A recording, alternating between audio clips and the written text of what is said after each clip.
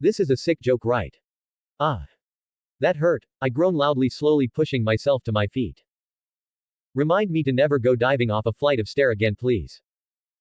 I then slowly take a look around and can't help but rub my eyes. Actually no, I refuse to believe what I'm seeing. This has to be a hallucination, right? The sudden interior of my motel has before my eyes disappeared and was replaced with what looked like a cliché Western fantasy market. The market is flourishing with humans and demi-humans with stalls and customers rolling in and out. I can even smell some of the stuff on display too. Wait, I can smell things. I question aloud. Quickly alert, I punch myself in the gut. I can also feel pain. I wheeze out. But now that I think about it, my clothes don't fit with what I was wearing. I can only describe it as a black and orange tracksuit, which is giving me a sickening sense of nostalgia. Brayden, stick close to me, that man has a scary face. A mother tells her son as she passes me. This is good, I can at least understand the language of this world. I then walk around and look for anything I can read. Damn it, I'm going to have to study. I curse as I can't read what is in front of me. After a few more hours of going around and questioning a few people along the way, I found myself a alleyway and sat down to think about my current situation. So I'm currently in a city which is called Lugnica. I suddenly have a grocery bag of stuff I don't remember buying, a shoddy flip phone, and a black and orange tracksuit. Clearly this is either a extremely lucid dream, or I have been what I can only imagine as transmigrated. I've already realized that this body is not mine. And it's an extremely pitiful body as well. While I'm at it, I might as well look to see if my face changed too. I've seen a couple of people looking at me wrong and I'm honestly terrified. Like, what if I'm ugly? I then lean my head over a rain puddle I found in this alley and can't help but blink. Are you serious? I look again. Please tell me this is a joke. Arc 1 get. Havengi creators thoughts. 15 comments, 0 vote. The Sword Saint. So yeah, I transmigrated into the body of Natsuki Subaru. Honestly, I don't know how to feel. I'm happy I'm in Ray 0, but I'm also terrified. I may have to deal with a crazy cult and maybe even a yandere who can control time. Hey, what's that thing ya got there? Said a thin figure as he revealed himself. Next to him was a midget and a big ball of muscle. Thinking back on the plot, these three must be the thieves that killed Natsuki at the beginning. And like hell am I going to die to them now. Inhale. HEEEELLLLPPPP, some shady guys are trying to rape me. I scream in the most girly voice possible. They just freeze and stare at me in shock. Boss. Should we run? The big man said. Please, like some random guard is going to suddenly appear. The boss replies. Yeah, that is kind of unrealistic. Continues the midget. I just take a seat on some steps while facing them and say. Guys, I would actually make a break for it, my friend should be on his way soon. Shut up. Just give us your belongings. Says boss as he takes out 2 knives. I really don't want to get dirty today. Seeing the knives I freeze up. I mean, just the thought of potentially having returned by death scares me. I either have it and have to deal with a yandere. Or I don't have, simply die. I heard a lady scream. Would it have perhaps been you? A figure says as he drops down. I advise you to leave this man alone. Phew, thank you Reinhard for probably having a super hearing blessing. You are after all the equivalent of a plug-in character. What's a guard going to do, huh? Boss says then before licking his blade. I'd run along before you get slashed. Reinhard was clearly unfazed and I even threw the guy a look of pity. Like, how pathetic of a thief must you be to not even know about the Sword Saint? Seeing Reinhard not moving, boss lunges towards him with an overhead slash. I warned you. Reinhard just deflects the blow easily with a normal sword, quickly disarming both weapons. And with a sword to boss's neck he says. I'll be kind of enough to ignore this just once. But if you keep this up, I'll execute you here and now. Boss gulping at the blade at his neck sighs in relief when Reinhard sheaths it. Now get along now. Nodding dumbly, the idiot trio then sprint away, wanting to be as far as they possibly can be from this red-headed cheat code. Thank you for the assist, friend. I say, still sitting.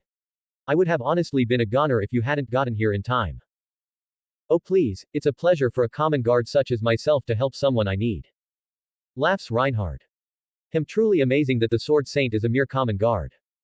I chuckle. Reinhard clearly impresses hums. Have I seen you somewhere before? No, unfortunately not. I reply and then spout some bullshit. No mere common guard has such skills with the sword and such an expensive outfit, plus the hair gave it away.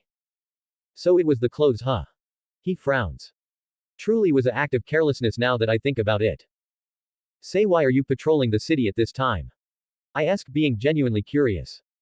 I don't expect the sword saint to be sent on mere guard duty. Truly observant, aren't you? Reinhard sighs. Well, my mission is to find the fifth candidate for the upcoming royal selection. Oh, what is the telltale sign for a candidate? I ask, already knowing the answer. Maybe I could help you out. Reinhard then went into thought for a second before seemingly coming to a conclusion. Well, every royal candidate will be chosen through an insignia. When a potential candidate comes into contact with one, it will glow. Reinhard explains. But I do advise you keep this information to yourself. You very well could be executed. Hearing this, I couldn't help but curse in my head. Like, bro, why would you even tell me if it can potentially get me executed? 16 comments, 0 vote. Make way towards the hunter. Well, that message is pretty crystal, huh? I chuckle aloud. And anyway, can you describe what this insignia looks like? Reinhard then takes a glance at me. Why do you want to know? I'll have you know, stealing an insignia isn't immediate execution but a lifetime of torture. Then I clearly don't want to steal it. I say, sweating a river. Just knowing what it looks like may help. Well, why not? Reinhard sighs. You already know about the insignia, so no more harm in telling you what it looks like. Coughing, Reinhard clears his throat. Wait, wouldn't you have a blessing for something like that? Did they even have blessing for something so stupid? You're just trying to look cool. Okay, well, the royal insignia is actually really simple. It's a black seal with the image of a golden dragon on it. And in the mouth of said dragon is a gem. This gem, of course, is what decides who is a royal candidate. Reinhard explains. I then pretend to go into thought, putting my hand to my chin. After all, it would be suspicious as hell to suddenly say you knew where the candidate was. I think I saw something like that. I say slowly. A half-elf was chasing after a thief and I could hear her saying something about the insignia. Anything else? Reinhard asks seriously. It would troublesome if someone sold out the insignia. This would cause a lot of issues for the future of the Ludnica. I think I also saw a red glow coming from the hands of said thief. I say quickly. But she was definitely heading towards the slums also. Reinhard, hearing this, narrows his eyes. Are you positive about the insignia glowing? He then continues. If so, I'm going to have you come with me since I don't like being lied to. Honestly, this couldn't have gone any better. 1. I helped out the sword saint. 2. I can kill Elsa if everything goes right.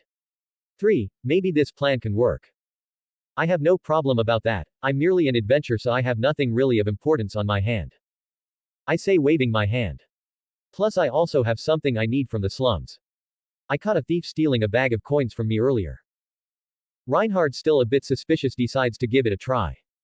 Alright, well, I just hope what you're saying is true. He then sighs. You would honestly be doing me a favor after all. Please, sword saint, I'm happy to help. I fakery say. But we should probably get on our way.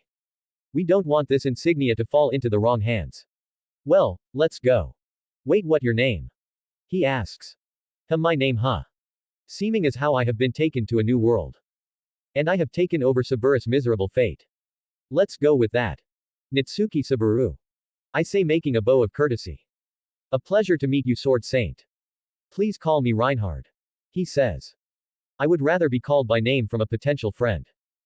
The trip to the slum was honestly pretty quick, as I had told Reinhard to just pick me up and make haste. With that being said, he just slung me up and hopped building to building. It only took about 5 minutes to go from the market district to the slums. Information was also simple. I just told Reinhard to threaten someone with execution if they didn't spill any information.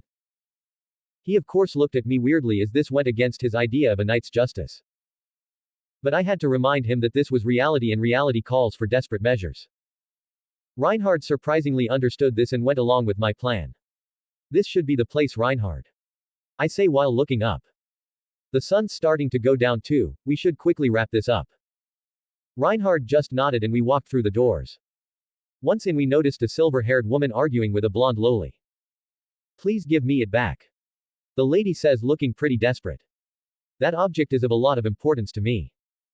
Sorry lady, but I found this first and I'm going to need money if I would even consider giving it up. The loli says rudely. So unless you have enough money to sway me or have an object of appropriate value, I honestly don't care how important it is to you. May I see this item? Reinhard suddenly asks. I want to see what this lady is buying. Ooh. The loli says. Do you hear that?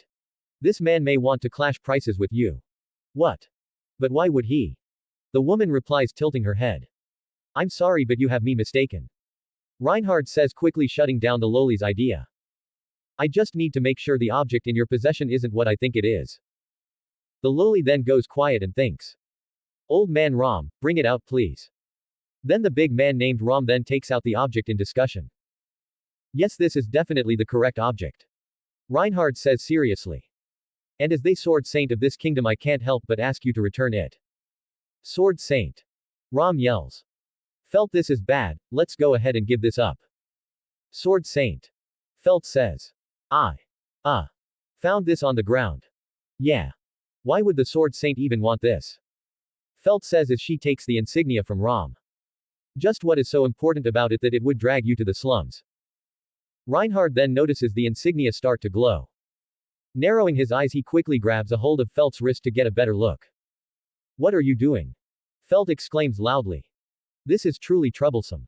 It seems you were right, Subaru. Reinhard sighs. I guess I owe you a favor. Well, this is done, now to keep him here until Elsa arrives. Honestly, where is she? What's going on here? A sultry voice says out loud as the pair of doors open softly. Is this all for me? Well, speak of the devil and he will come. 8 comments 0 vote. Download the app for greater interaction. You can chat with me about my writing experience apart from the comments section. Havengi. Download app now. Elsa versus Reinhard. Who may you be? Elsa says before smiling. You smell pretty strong. I'm just a simple guard on patrol. Reinhard replies. The real question is, who are you? That's Elsa Granhired. I quickly butt in. The monster known as the Bowel Hunter. Oh. Elsa says with a smile on her face. Did I perhaps gut someone you love? That's the only way you would know me after all. Like I want to be one of your victims. I scoff. Also, what is the Bowel Hunter even doing here? That won't really matter, will it? She questions with her smile growing larger. It's not like you will be walking out alive, will you? Please, the person you want to fight is the guy next to me, not me. I say while sighing. The Bowel Hunter loves the intestines of the strong, correct? Elsa's smile then softens and she looks at me, interest clearly present in her eyes. Why does it feel like you already know me? Her hand then blurs and a flash of light rushes towards me. Running on only instincts, I dodge it with only a slight graze being present on my cheek. She really just went ahead and did it. Oh, your blood look very interesting also. She says as a glint goes through her eyes. I'm interested in the color you will show me next, maybe a healthy pink, a strong red. Oh, so exciting. Reinhard, I'm a bit weak, can you help please? I say too weakly to him before realizing he didn't even help. Like bro, you're the sword saint, be a bit more attentive with the lives around you please. Sure, I recommend you stand near the half-elf though, Subaru. He responds. Reinhard then takes a long hard look at Elsa before asking. You're a monster, correct? Yes, I am. Elsa replies before smiling with a crazy glint present in her eyes.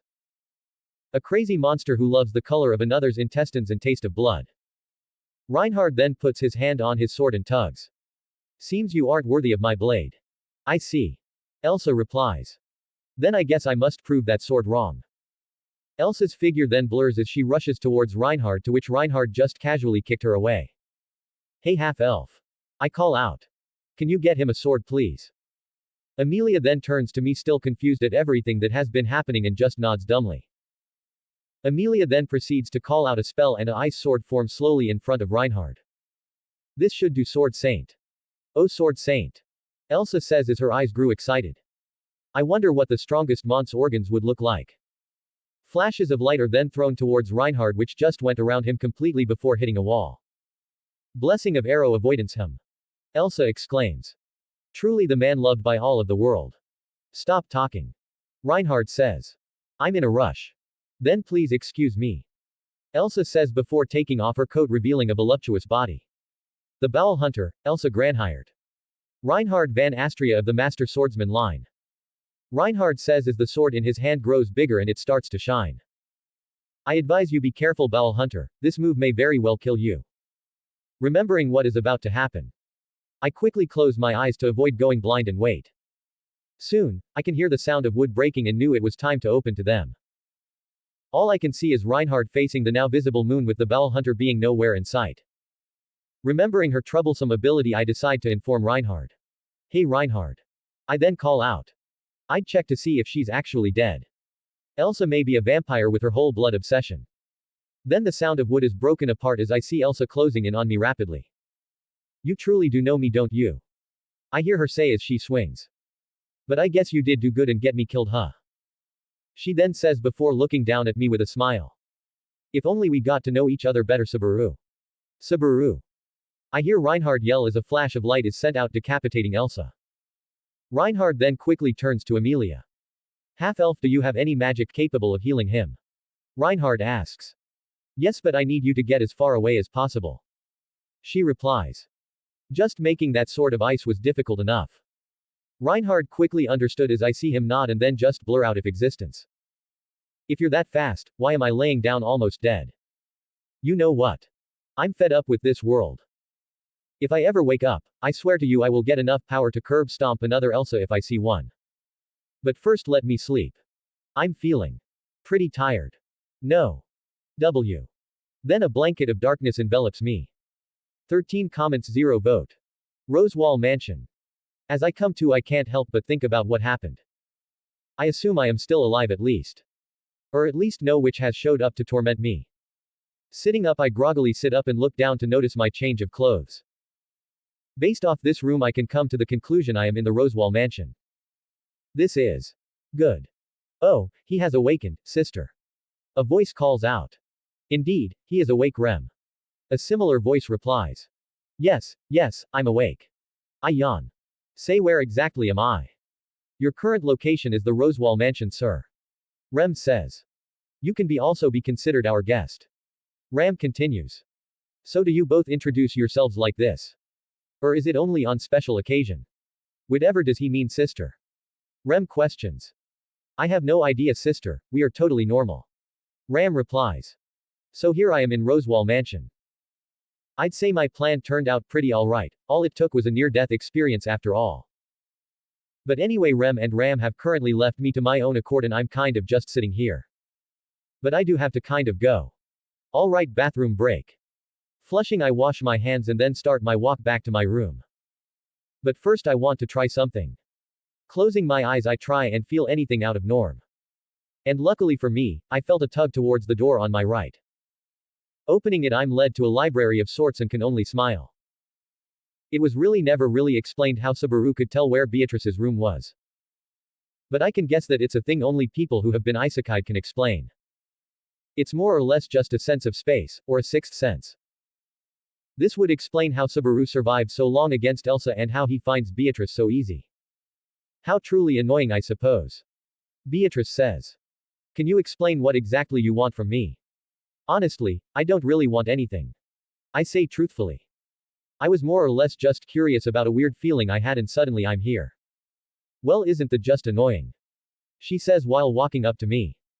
I suppose I should punish you for annoying me for no apparent reason. If you want, I can just leave.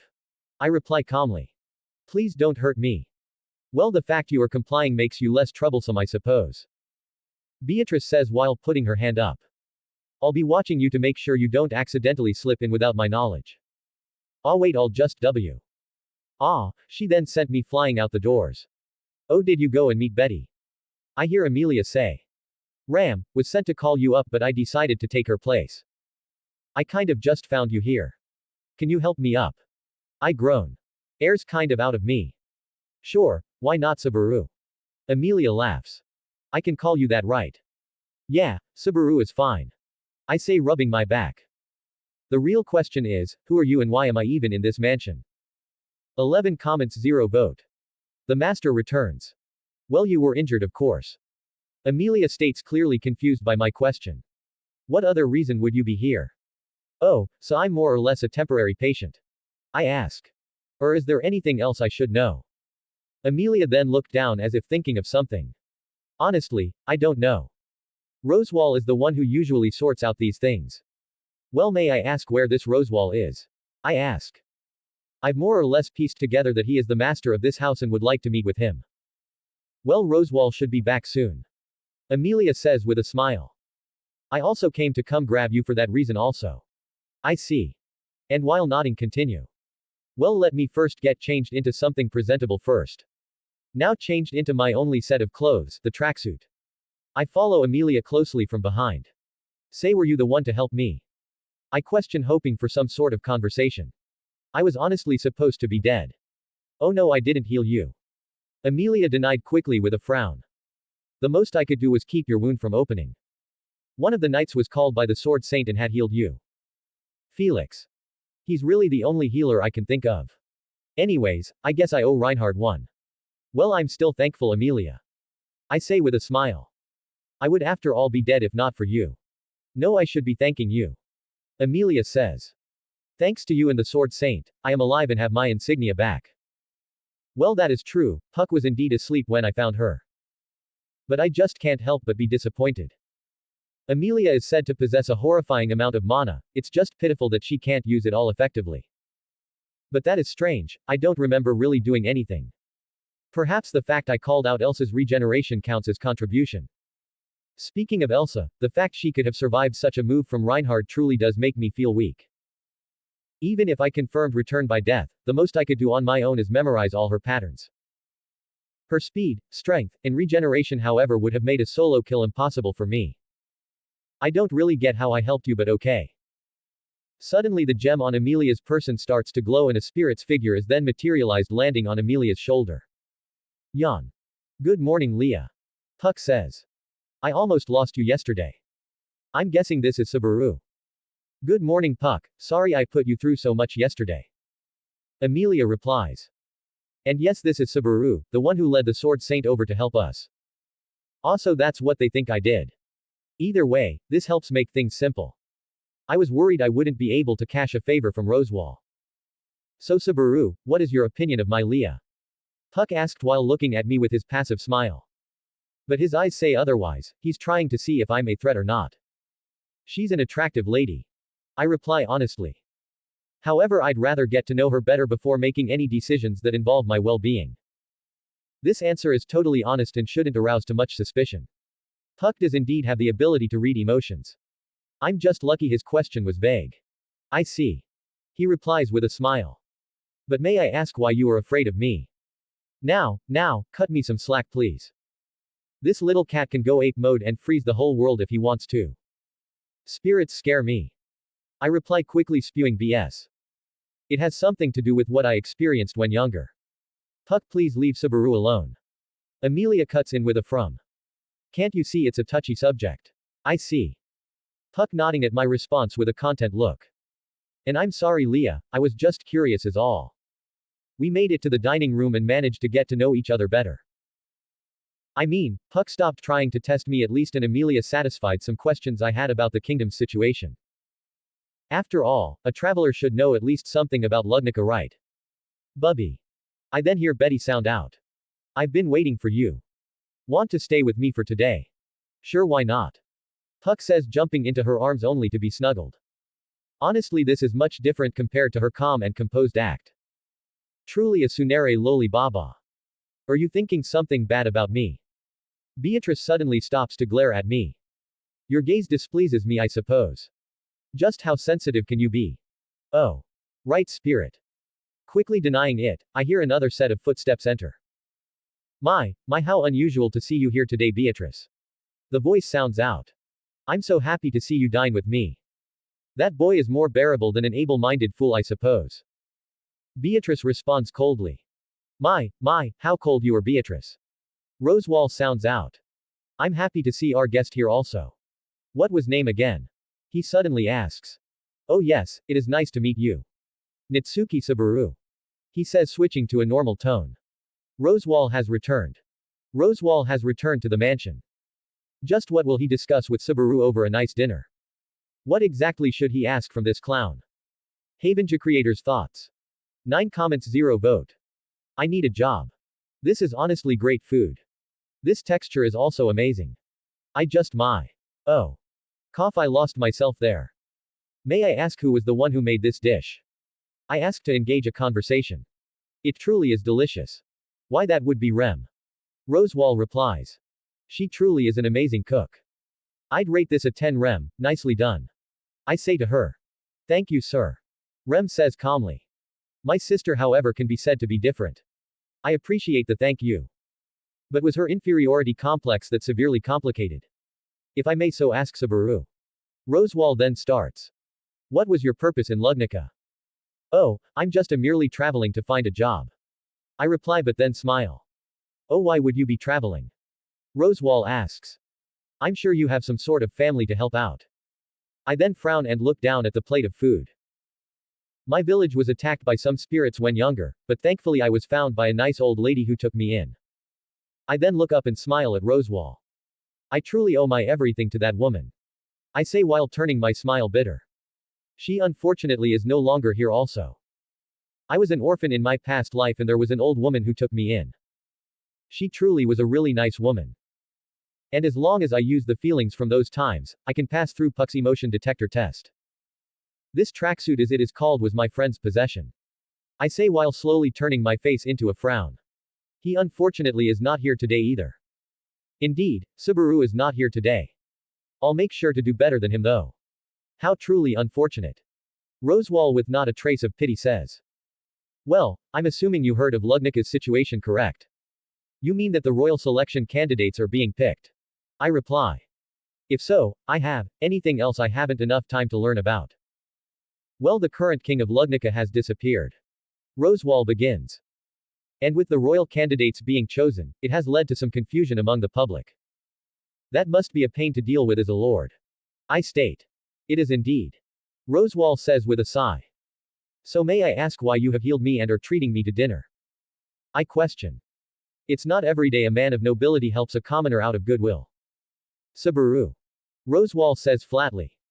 You do realize how much of a help you were towards Amelia, correct? It was the sword saint who did most the work. I say honestly. If he were not there with me, Elsa would have killed us. And if he were not there when I needed help, I would also be dead. And I would have definitely have not gone to help Amelia without Reinhardt either. I'd much rather try my chances with the wild than fight Elsa solo. My, what exact danger were you in? Rosewall asks with a hint of amusement. Wait, amusement? A couple of thugs were going to kill me for my possessions. I say sighing. Truly not a good experience for my first visit to Lugnica. Well, I assume we have gone off track. Rosewall suddenly says. I might as well tell you straight for now. Finally, I was getting bored of this talk also. I'm listening. I say while placing down my utensils. Now Subaru, if you had never led the sword saint to Amelia, she would be dead, no doubt about that. He says. And even if the Bowel Hunter had not attacked, Amelia would have lost her insignia, effectively making her position as a candidate null. I guess so. I reply. But what exactly are you getting at here? Sure, I indeed helped her out, but I also did it indirectly. My, Subaru. Rosewall then says smiling. Isn't it obvious? As the supporter of Amelia here, I owe you. So merely say the word. His hands raising up to his sides. You may have anything your heart desires. Well then I won't be stingy. I reply while leaning forward to rest my elbows on the table, resting my hands on my chin. My request is actually rather simple. Well, now you have me curious. Rosewall says. How simple is your desire, Subaru? And with my hands lowering, I seriously gaze at Rosewall. As you know, I came to look for a job in Lugnica's capital city. I then continue. So my request is to receive training to become a butler at your mansion. Achoo, Ram suddenly sneezes. To which everybody just stared at her. Huh, guess some things don't change from the canon. Subaru asks for training in being a butler. I decided on mere training, as I inside a butler of a lord being somewhat proficient in all areas including combat. So our Subaru will get both training in reading and writing along with gaining a tiny bit of knowledge in combat. Havengi creators' thoughts. 12 comments, 0 vote. Finishing the day. You look absolutely ridiculous, Busaru. Ram said in her usual tone. Absolutely shady and gross, please allow me to take your measurements. Rem said also in her signature tone. These two really know how to tease. I mean, sure, this suit is way too big and makes me look weird. But even I have feelings. It's not my fault this doesn't fit my body. I breathe in embarrassment. Who wear these clothes even made for anyway? Rem then tilts her head. I honestly do not know. How strange. How strange indeed, sister. Rem, showing confusion in her eyes, states. Now please keep your arms raised, Subaru. Rem then gets to work on my measurements. Sticking my leg in, I can't help but groan in relief. Honestly, Rosewall is the definition of filthy rich. Just this bathroom alone probably costs a house to make.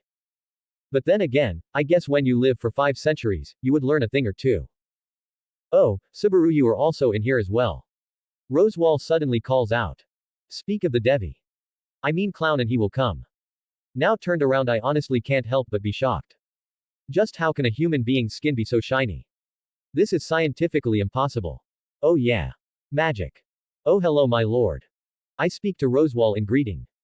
May I ask if you want to be alone?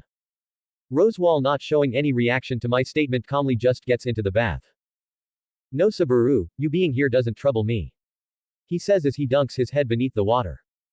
My lord, in my opinion you look better without your makeup. I state to him. But I guess you have your reasons correct.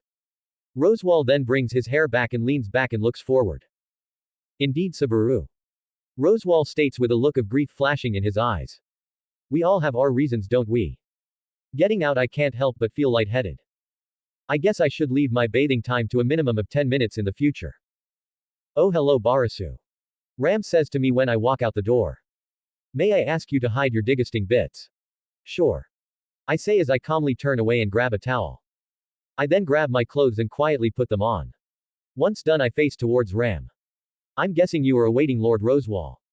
I ask, already knowing the answer. Why, yes I am. She replies only to continue. Honestly, I am impressed. I expected you to jump upon me as soon as you saw me and ravage me like a beast as their mate. Who hurt you? I say with a look of sadness. And is my image really that bad to you? Yes. She says flatly. Sigh. And with that I make my leave. Oh yes. Ram suddenly says. I also have to show you around the mansion, so please wait for me outside. It is about dark now, and I can see the sun setting over the horizon. This truly is fascinating. I suddenly say. Just how do you understand what the spirits are trying to communicate?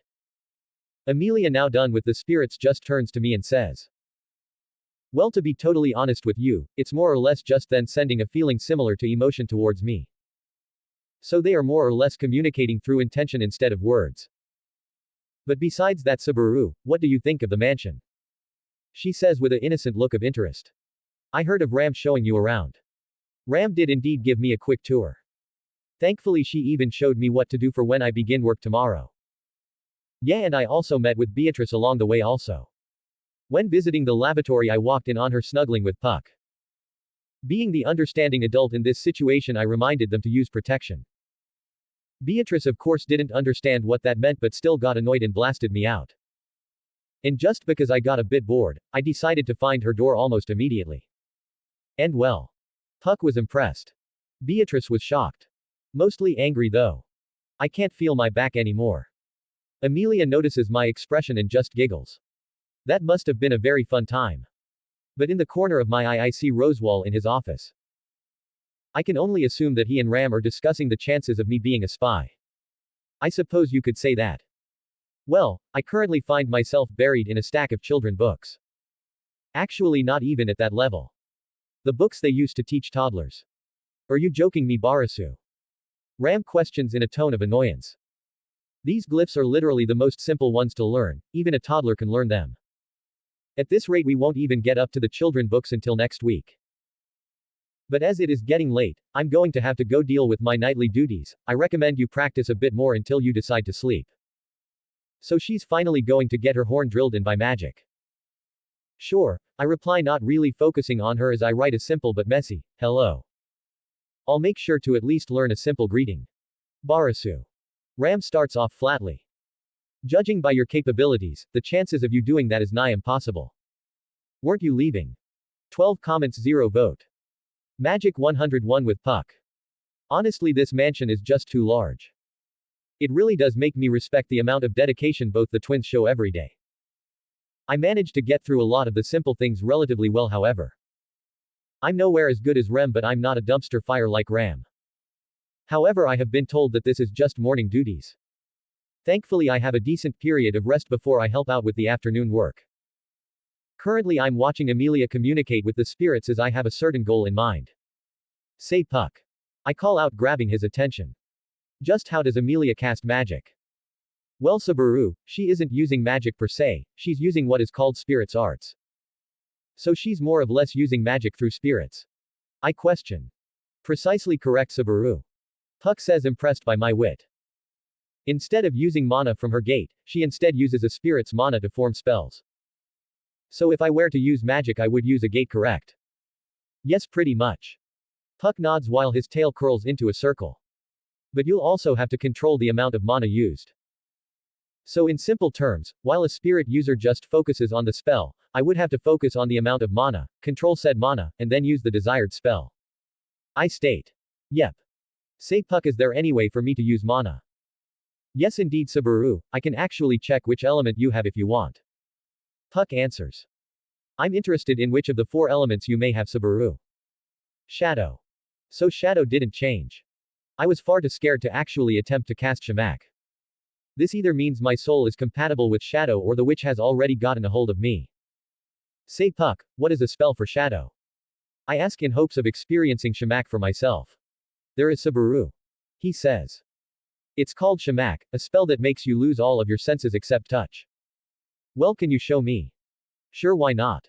He says as he raised his hand. Sham. This is indeed interesting. I can't hear anything. Neither can I smell either. My sense of sight is gone. However, I can feel the vibration in the ground when I step. But I can, interestingly enough, feel where Puck is. I walk towards his presumed location and stick my hand out. I can feel his fur. Pretty soft. Subaru, where you playing with Puck? Amelia asks while giggling. I saw you rubbing his stomach. I was. I ask in denial. I was under the effects of Shamak, so I didn't notice. Amelia then looks at me with a sly smile. Doesn't Shamak keep your sense of touch? Ignoring her question, I turn to Puck. Say Puck, can you teach me how to use Shamak? I've never used my gate and need some help. I don't mind, Subaru. Puck says as he flies on top of my head. Amelia, I'd stand back in case he suddenly goes boom. Noted. Well, now I'd close your eyes and imagine the feeling of mana going throughout your body. Wait, isn't mana supposed to be found in my gate? I ask him. Ah. I'm sorry, I forgot. Puck says, frowning in realization. As a spirit, I don't use a gate, I'm made of mana after all. Well, this would explain why Subaru failed his first attempt at magic. Puck is a bad teacher. Well, I guess I should correct myself then, Subaru. He says, regaining his smile. You should first look through your body for the existence of your gate. Closing my eyes, I start to look around my body. Soon I feel a source of coldness. The type of coldness you feel when you are extremely sick.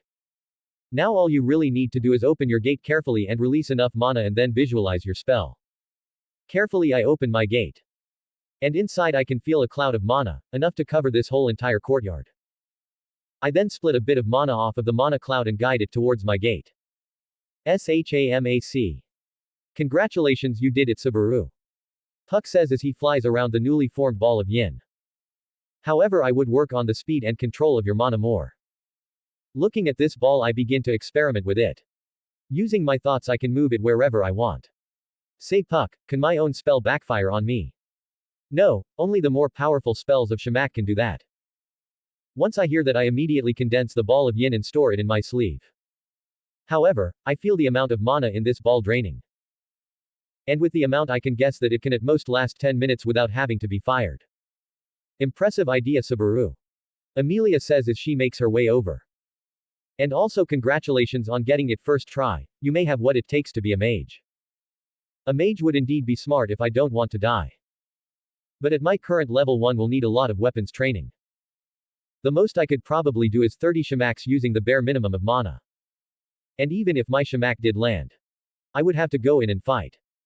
And from what I've seen in the show, the humans here are stronger than normal. Even I can feel a difference in my strength. I've tested my strength and I am able to lift the bed in my room up to my chest. My endurance however is trash, I can't even run 6 laps around the mansion without passing out. Thanks you, Amelia. I then turned to Puck. Is there any other spells I could use? Yes, but the most a novice like you could use is Murak. Puck says as he flies into Amelia's shoulder. Murak is good for dodging certain attacks and jumping onto very high places. Okay then, let me try it out. I then quickly disperse my Shamak spell. Once again I close my eyes and dive into my gate. And then I split off a bigger chunk from my mana cloud. However, this chunk is a bit harder to control than the small bit I tore off. It's resisting my will and is trying to break free. I soon get it under control thankfully and let it out my gate in preparation for my spell. Murak. The effect then kick in and I feel extremely light. I have a feeling that I can even control how light I want it to be. I then test out some different things and am satisfied. If I make it light to the max I can float in the air. And I can even jump extremely high at lower settings. I then proceed launch roughly off the ground and then switch my body to light effectively sending me flying. But then my spell shuts off and I land face first on the ground. I need more practice. That's right, he has magic. Havengi creators thoughts. 18 comments 0 vote. Children of the village. What exactly is Subaru doing sister? Rem asks. Barasu seems to be dueling with a child sister. Ram answers. And it seems his sadistic side is also showing. How unpleasant. Clack. Kid, you have a lot of nerve challenging yours truly. I say while deflecting a sword blow. Come my rival. The kid yells as he jumps towards me. Show me more of your prowess. Ho ho. I laugh out. Then come as close as you like. Clank. Are you down with that eyesore of a dual Barasu? Ram suddenly calls out. We have to make our way back now. Are you leaving my rival? The kid suddenly calls out. Promise me that you'll come back to hone our sword. Sure, Arthur. I reply while shaking his hand. We may be rivals. But we understand respect. I'll be back later. This little guy may be a kid. But he certainly is the toughest opponent I've faced in both lives. Minus Elsa, of course. Arthur here has already proved that he is able to kill the wolves past the barrier, and he has even been considered the strongest here in this village.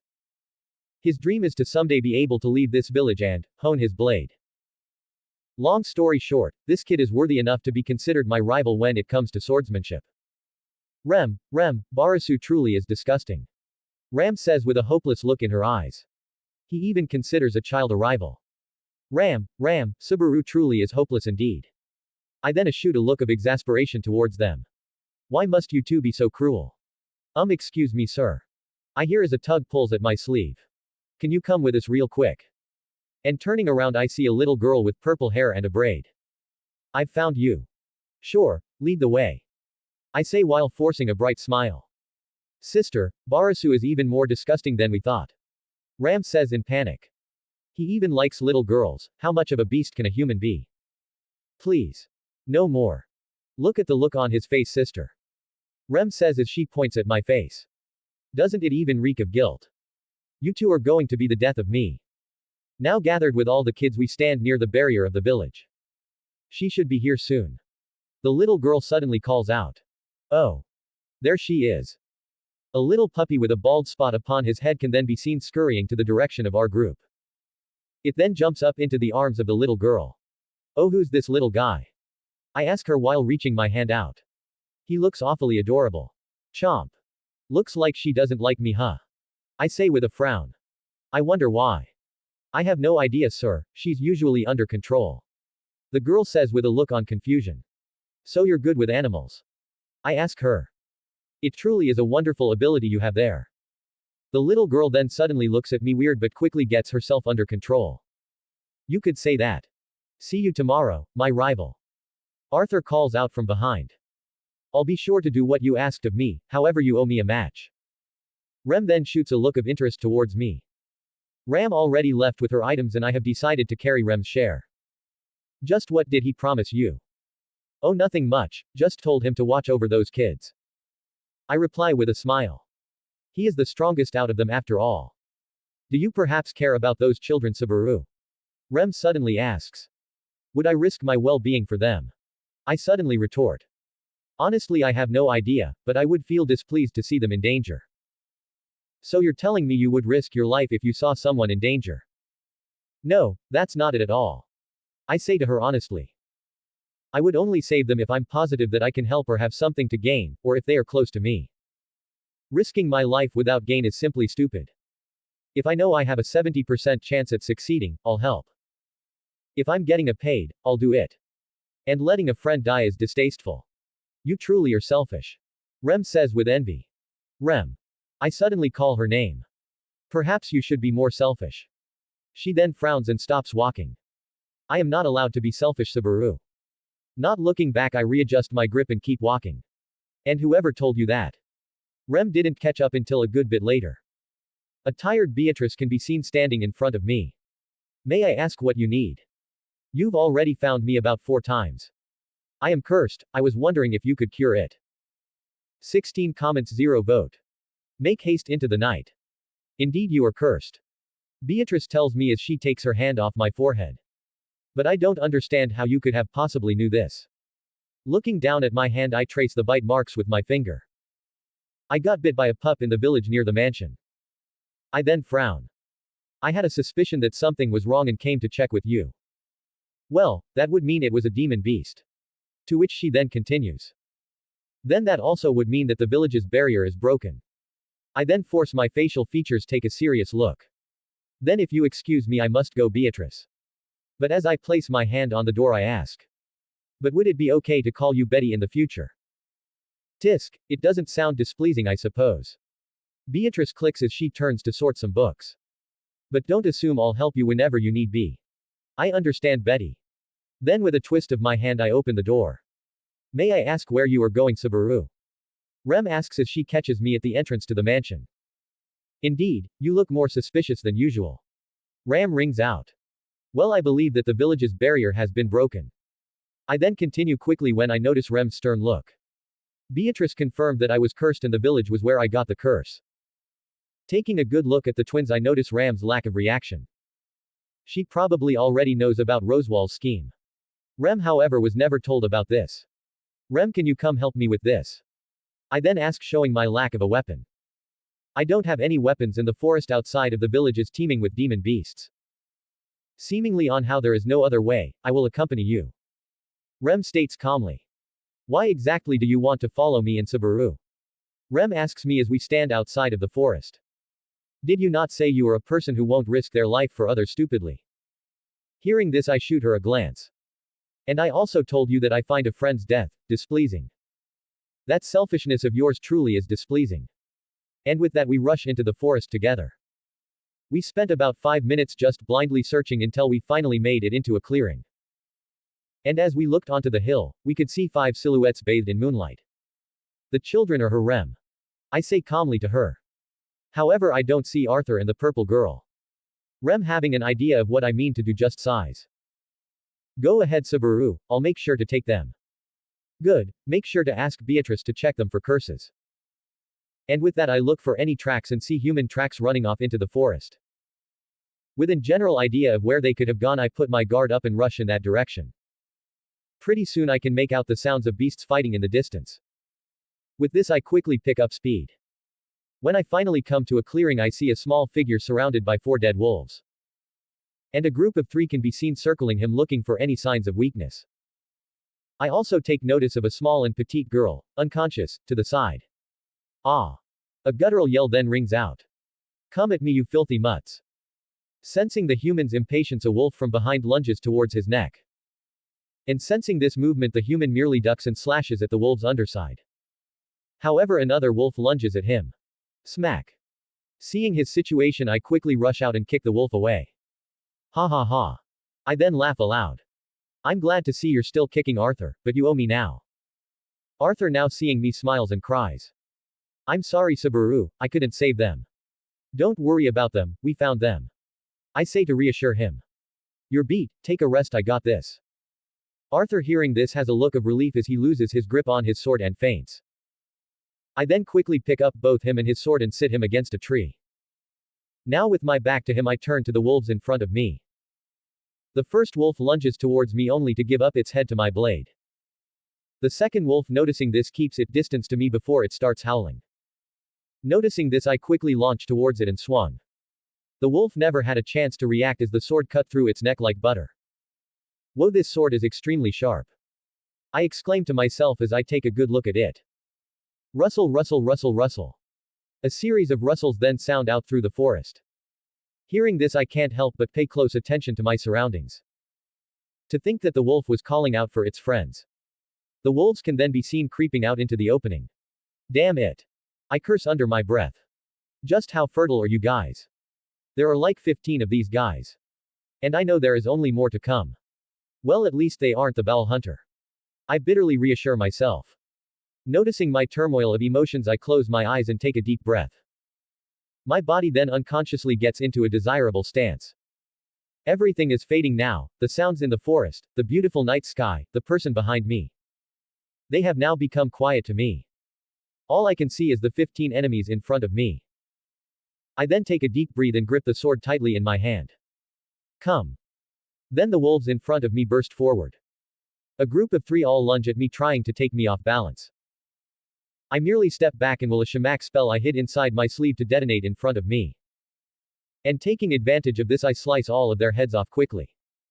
3. Snarl. Hearing this, I quickly roll to my right and send another shamak to my left. Feeling the impact of my spell, I quickly kill the wolf that landed awkwardly on the ground beside me. 4. I then turn back to the 9 remaining wolves. Wait, 9. Quickly turning around, I slash at another wolf. Slaying it, I see another one use its brother's corpse as a springboard. Taking advantage of its leap, I lean forwards and place my sword to my side. Focusing entirely on the wolf, I feel time slowing down as I take note of the distance.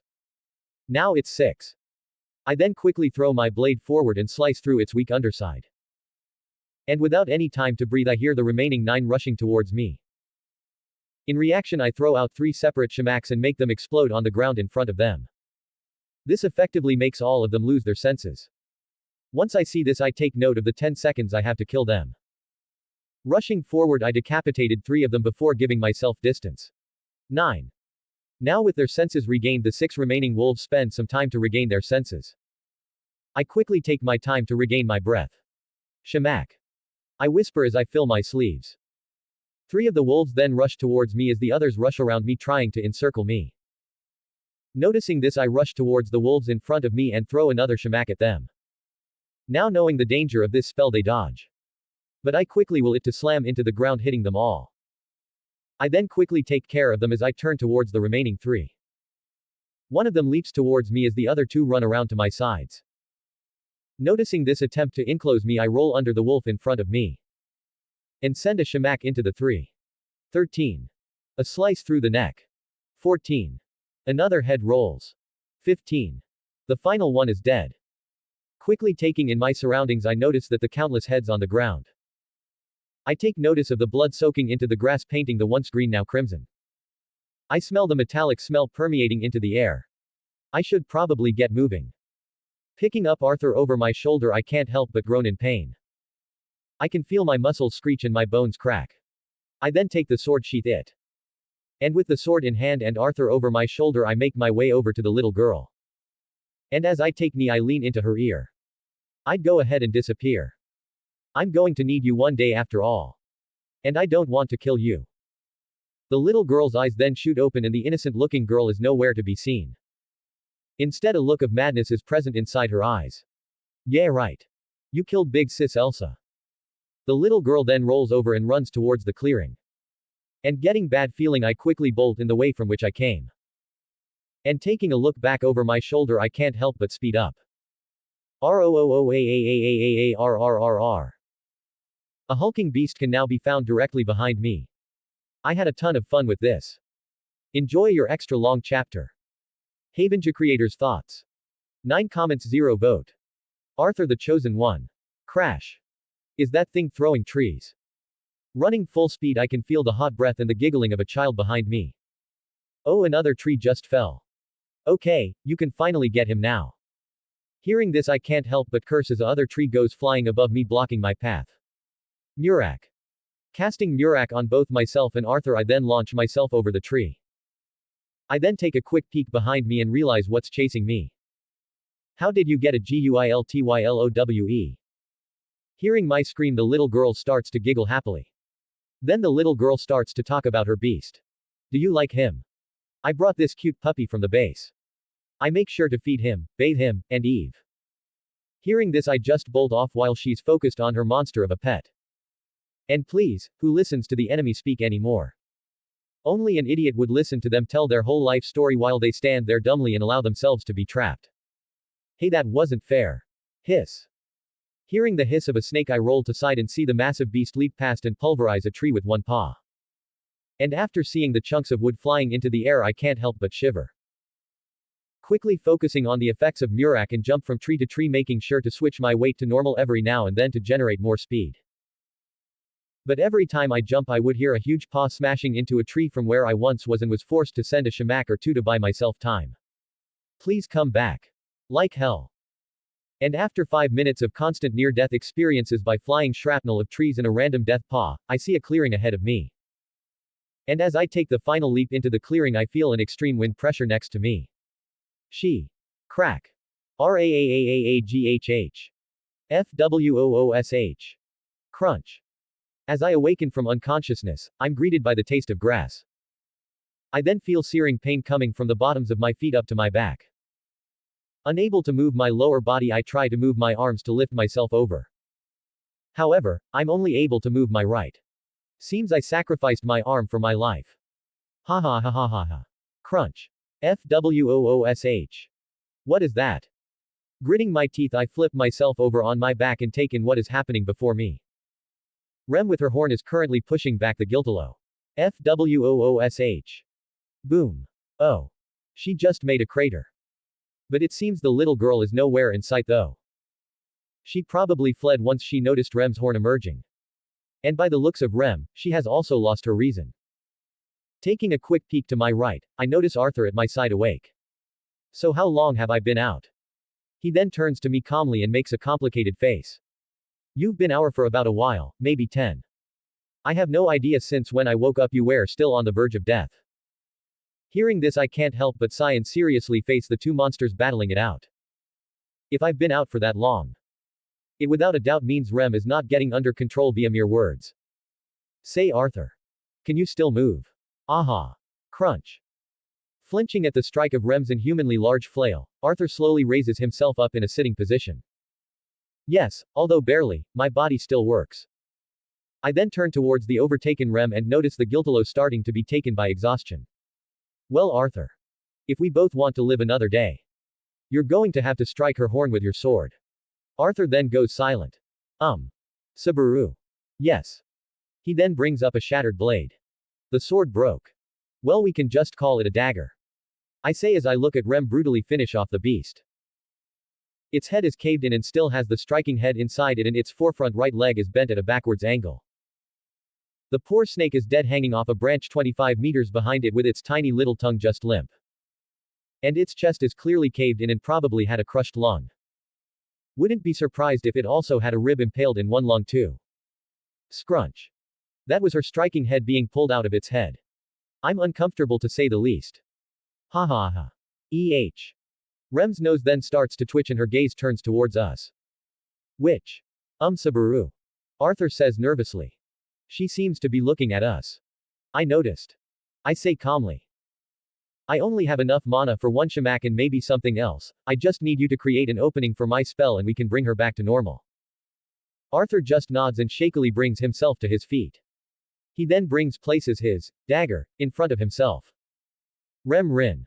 Hearing him, Rem snaps her gaze viscously towards him and starts to growl. She then take a step towards him and her weapon's chains clash together. Duck. Hearing my voice, Arthur jumps forward into the ground as the striking head about the size of a child goes over him. Roll. Boom.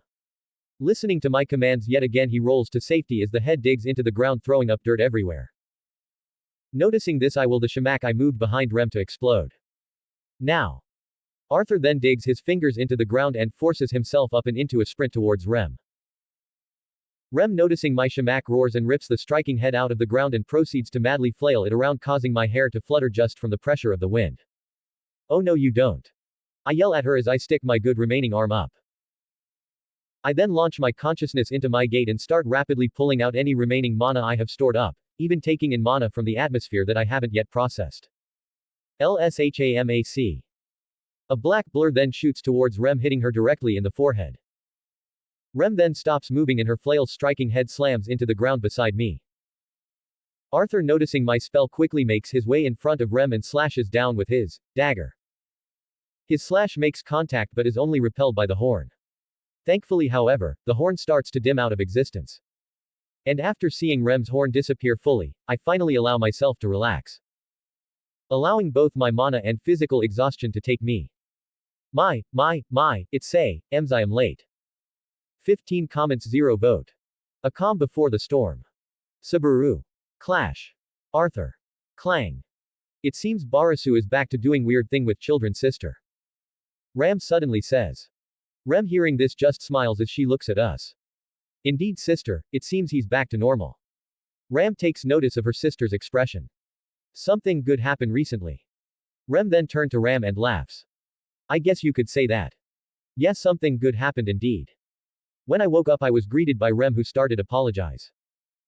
Having enough of her self-deprecating attitude, I decided to give her a reality check. I watched far too much Evangelion in my last life to allow that self-denial stuff to slide. Thankfully, it worked out and Rem has started to open up to others. Oh, big sis, Rem is here. A little girl with orange hair and green eyes then appears. Oh, and it's Ram too. Hey, Petra. Rem says while smiling down at the little girl. Ram just sends a glance towards Petra to acknowledge her existence. Oh, it's you, Petra. I say, rustling her hair from behind. How is the rest of the children? Sister, Barasu is touching little girls while smiling again. Hey, that can be taken way out context. Petra, noticing our shenanigans, giggles. Well, it's been 3 days since the barrier was broken and almost all of them are allowed to play with me again. Oh yeah. Where is Betty? Hearing her ask about Beatrice makes me shiver. Poor Beatrice was treated as a Barbie doll. Just remembering it makes me pity her. She's at the mansion right now. Maybe you could come visit her sometimes. I say before making an evil smile. I can guarantee you getting the right door with me around. Noticing my smile, Petra frowns. You better not be bullying Betty. Trust me, I'm not. I reply with a complicated face. I'd say she's the one bullying me. Subaru, you coming? Rem yells out from behind me. Hearing this, I pat Petra on her head one more time and promise Arthur his daily match for tomorrow. I then pick up a barrel and rush towards Rem. Yeah, be right there. It's been about 5 days since the Wolgram attack. My days have consisted of sword training, knife throwing. Yes, knife throwing. To work on this, I've been working on my dexterity by flipping a coin between all my fingers. And I can currently roll 2 in between my fingers on both hands at the same time. I got a pair of practice knives with a set of actual knives from a blacksmith at the village. He gave them to me as thank you for saving his kid in the attack. I've been working on my accuracy and can currently land 3 out of 4 shots in a 25-meter distance. However, I'm not confident at hitting a moving target at all. My gate thankfully didn't get damaged from my attack, so I can safely practice my casting speed and control. For an hour, I just cast the same spell over and over again as fast as I can until I run a bit low on mana. As a result of this training, my ability to convert and control the atmosphere's mana through my gate has increased. This means I can safely cast El Shamak 3 times on its own. Shamak amounts to 60. Murak amounts to 20 on its own. Subaru, what are you doing here? Amelia asks as she finishes talking to the spirits. Did you already finish your sprints around the mansion? Nah, today's a rest day. I say as I wave my hand. But is it just me or has this week been rather peaceful? Hearing my question, Amelia can't help but frown. It seems that you've only been through trouble while working here. You don't say. No, number. I say, waving her comment off. Only a little bit of bad luck, but I'm alive and happy, so that's all that really matters. And noticing the awkward silence, I then try to start a conversation. Say, Amelia. I question, catching her attention. Why exactly do you want to become ruler of Lugnica? Hearing my question, Amelia is surprised before she calms down and brings her gaze towards the sky. Subaru. She says as she takes a deep breath. Do you know what the people of the kingdom think of me? Yes, I've heard some tales of a witch of frost, and I also have heard about your appearance. I truthfully say. Well, as you probably already know, I was outcasted because of it. Back then it was only me and Puck barely surviving off selling mana crystals. she says as she brings her knees to her chest. But Rosewall didn't mind my appearance and invited me to the royal selection. Of course he didn't react. Rosewall probably read about you in his book. Ever since then I've spent all my time studying and interacting with the villagers. She says as she begins to show a smile. The villagers showed me kindness despite my appearance. They treat me extremely well even though my own selfishness is forced upon them. But her smile immediately turns into an frown. But as you know, I've been shunned due to my appearance and race. I've also seen how demi-humans are treated and despise it. After experiencing the kindness from both Rosewall and the villagers, I've decided to aim for a kingdom where our relationships between races can be mended. And me becoming ruler can speed up this process. It seems she isn't as childish as I thought. She certainly has the idea, but she is still not ready for such a position. Puck is the only thing holding her back. And it seems the hatred between races here runs deeper than I originally thought. And it's much worse as compared to my world. How very interesting. I speak out looking at the sky. Your ideals truly are respectable. Is that a compliment? Amelia asks as she throws a childish smirk at me. No. I speak out. It was a statement. I see. Amelia says as she gives a soft smile. We then sit silently and stare at the sky without saying a word, both lost in our thoughts. 9 comments 0 vote. Pissed. Download the app for additional rewards. More events, more perks. Winning you more free perks. Download now. Havengi. Download app now. A man worthy of respect. This should be clean enough. I say to myself as I lean upon my mop and view the spotless floor of the kitchen. I'd say I did a pretty job this time around. This is also the last of my work for this morning, so I can hopefully go get some rest and train before my afternoon gets busy. But as I go to put my mop back in storage, I bump into Ram along the way. She then steps in my way and confronts me. Good morning, Barasu, have you perhaps seen where Amelia went? Hearing her question, I try and think of a good time but come up with nothing. Good morning, Ram. I'm sorry to disappoint you, but I haven't seen her this morning. Ram, hearing me, just nods and moves on. Well, Barasu, we have some important guests today and I would like for you to avoid causing any troubles for Lord Rosewall. Hearing I just make a deadpan expression. Do I seriously cause issues? Ram, hearing this, just smirks. Well, you don't really cause much trouble, but some such as yourself needs to watched closely by others for his own safety. So I'm a child to you now. Walking out of storage, I quickly head out to the courtyard to start my sword training. I notice the carriage of our guests but pay no heed. The thing that made Willem respect Subaru enough to talk to him was due to the deaths he experienced. Fortunately, I haven't died though. I have the stench of the witch on me according to Rem's reaction towards me when demonized. Knowing this, I still won't test it out. How foolish would it be for me to commit suicide only to never wake up again? And I don't know how the witch will react when she sees me instead of Subaru. Knowing how she is towards Subaru, she would definitely keep me with her for eternity just to torture me. Okay, time to focus on the task at hand. Stopping in a rather open area, I look up at the sun and try and make out how much time I have for training. It seems I only have a good hour based on how far it is from the center of the sky. Drawing my sword, I comfortably take the stance I have unconsciously developed while training. Swish. Ha. Taking a deep exhale, I put my sword back into its sheath. And hearing some steps in grass, I turn to see Wilhelm standing there eyeing me up and down. May I ask what you want with me? Hearing me acknowledge his existence, Wilhelm stops invading my being with his eyes and meets my gaze with his own. Your sword has interested me. Willem says flatly. I have felt your will to become strong, and this old man only wishes to know the name of someone who could become great. Nitsuki Subaru. I say while refusing my break my eyes away from his gaze. Breaking away from his gaze would be a spit to this mon's face. Willem van Astria. He says to me before turning his back to walk away. I wish you luck in any future endeavors you may go through, make sure you live long enough to tell me about them. And don't you dare die before I can tell them. Finishing my words, I watch as he walks away. The only thing I thought at that moment was how this was someone worthy of my respect. Looking up causes me to sigh. It's time for me to begin my afternoon of work. Walking up to the entrance doors to the mansion, I reach out to grab the knob only for it to fly. Noticing this, I quickly take a few steps back to avoid having a broken nose. Nice reactions there.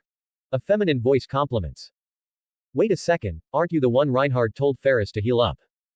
Oh, don't tell me. Looking up, I can feel a battle between hormones and logic beginning.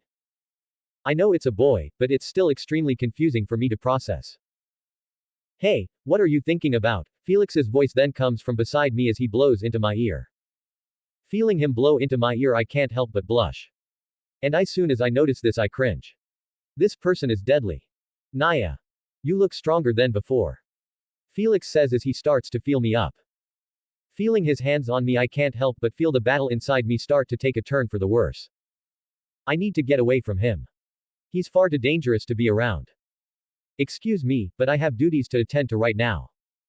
I say to him as I slip out of his grasp. Naya. That's pretty disappointing. Felix says as he makes a pout. I'm sorry to disappoint a guest of Lord Rosewall's, I say as I take a bow to apologize. In reality, I just wanted to avoid gazing at his features. Well, Ferris can accept this. Nia will probably see Ferris later at the capital anyway. He says while looking up at sky with a thoughtful face with his hands behind his back. And looking up and seeing him with a thoughtful face makes me even more confused. He truly is a horrifying enemy, even his mere actions cause confusion. I then quickly bring myself up and start to walk inside, wanting to forget the confusion I'm feeling. ONHYA. Felix suddenly says, causing me to flinch. Can Ferris get your name? It's Natsuki Subaru. I say, turning back and facing him. Natsuki Subaru. Felix says as he tilts his head. Seeing this, my face turns extremely flat and I feel my brain shut down for a second. This is bad. No, it's Natsuki Subaru. I say while forcing a smile. But maybe it's not. Okay, Naihatsuki Subaru it is. Felix says while flashing a smile. Ferris's name is Felix Argyle. Yeah, this is okay. Our main character lost a battle. Havengi creators' thoughts. 12 comments, 0 vote. A rather uneventful evening. Why, exactly should I allow you to leave for the capital? Rosewall tells me while seated. Amelia and the business she has there is completely unrelated to you. I know this, however I wish to go anyway. I say before continuing. I have no interest in Amelia's business there, I merely want to go and thank Reinhard for his help back then. Rosewall, hearing my words, taps his finger on his desk and then replies. Subaru, you are also my employee, correct? Yes, you are without a doubt both my boss and lord. Hearing this reply, Rosewall just smirks. Then why should I allow my employee with barely a week of work experience take a break so suddenly? Hearing his point, I also have the same smirk painted upon my face. Then all I need to do is do a job of yours at the capital, correct? Rosewall then leans back in his chair with an impressed expression. My, how very thoughtful of you, Subaru. If it's like that, then I suppose I can allow you to go. Thank you, Lord Rosewall. And with a bow to show my gratitude, I leave his office. And looking out a window as I walk, I can't help but sigh as I make out an estimate of the time. Looks like I got to head to village. Oh. It's Subaru. Walking up to the village, I am greeted by Petra. Evening, Petra. I say while I ruffle her hair with a slight smile on my face. I'm not here for supplies today, just doing a quick check on the populace and any to see if any issues are present. Petra then looks up at me with a confused expression before asking. Populace. Can you eat that? Hearing her, I can't help but laugh a bit before patting her head again. The populace is the people in the village, the villagers here make up a populace of people. Oh. So is Subaru a part of the populace also? I guess you could say that. After speaking with the village head, I learned that everything is going fine according to him. Or at least it's nothing they can't handle at least. I decided to play a game or two with the children today as I had promised them while I was here yesterday. And I didn't have my duel with Arthur today. Apparently he and his old man got into an argument on who could hunt the most woolgrams. They've apparently been at it since this morning and just got back an hour before my arrival. Arthur won with a count of 8 woolgrams. His dad only got a hold of 5. But since they've been at it for so long, Arthur wasn't in the shape to spar with me. However, I'm sitting here in my room going over this world's language and stories. I also have a coin that I flip in between my knuckles every now and then between my offhand as I turn a page every now and then to continue my research. Bang bang. Excuse me, Subaru. Amelia's voice then comes through. I was wondering if I could speak with you for a second about something. Sure, I don't mind. I say while I flip to another page. Also, the door is unlocked. Hearing me, Amelia opens my door and looks at me sitting at my desk. Seeing this, she goes near me and sits on an area of my bed that closest to me. I've heard from Rosewall that you're going with me to Capital tomorrow. Amelia says before making a complicated face. I was wondering why that was. Hearing this, I finish reading this page of my book before calmly bookmarking and closing it with a soft bang. I then also put my coin down before turning my chair around to face Amelia. Has Lord Rosewall told you about how I'm going there for work? Hearing me, Amelia nods. Yes, but I was just curious to if you had any other plans in the capital. Hearing this, I just answer her casually. Yes, I also have some plans in the capital. However, it only involves me thanking the Sword Saint for his help, and I want to do a bit of browsing with the amount of money I've earned working here. Oh. Amelia says while adopting a look of realization. I also have to thank the Sword Saint as well, thank you for reminding me, Subaru. Understanding that she has gotten what she wanted, I turn around and decide to pick up a quill. I then grab 2 pieces of paper and set it in front of me. Good night, Subaru. Noticing my actions, Amelia realizes that it's time to go and steps out my door. Night, Amelia. Click. Noticing the sound of my door being closed, I focus on my paper and start to write a short summary of my day with my right hand.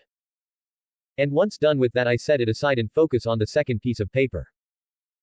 I then switch my quill to my left hand and write a series of ideas I could probably apply for when I use my magic. When I was thrown into this body, I hadn't developed any muscle memory.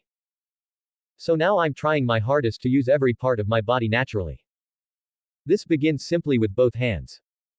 This is so I don't develop a habit of unconsciously using my dominant side for every situation I find myself in.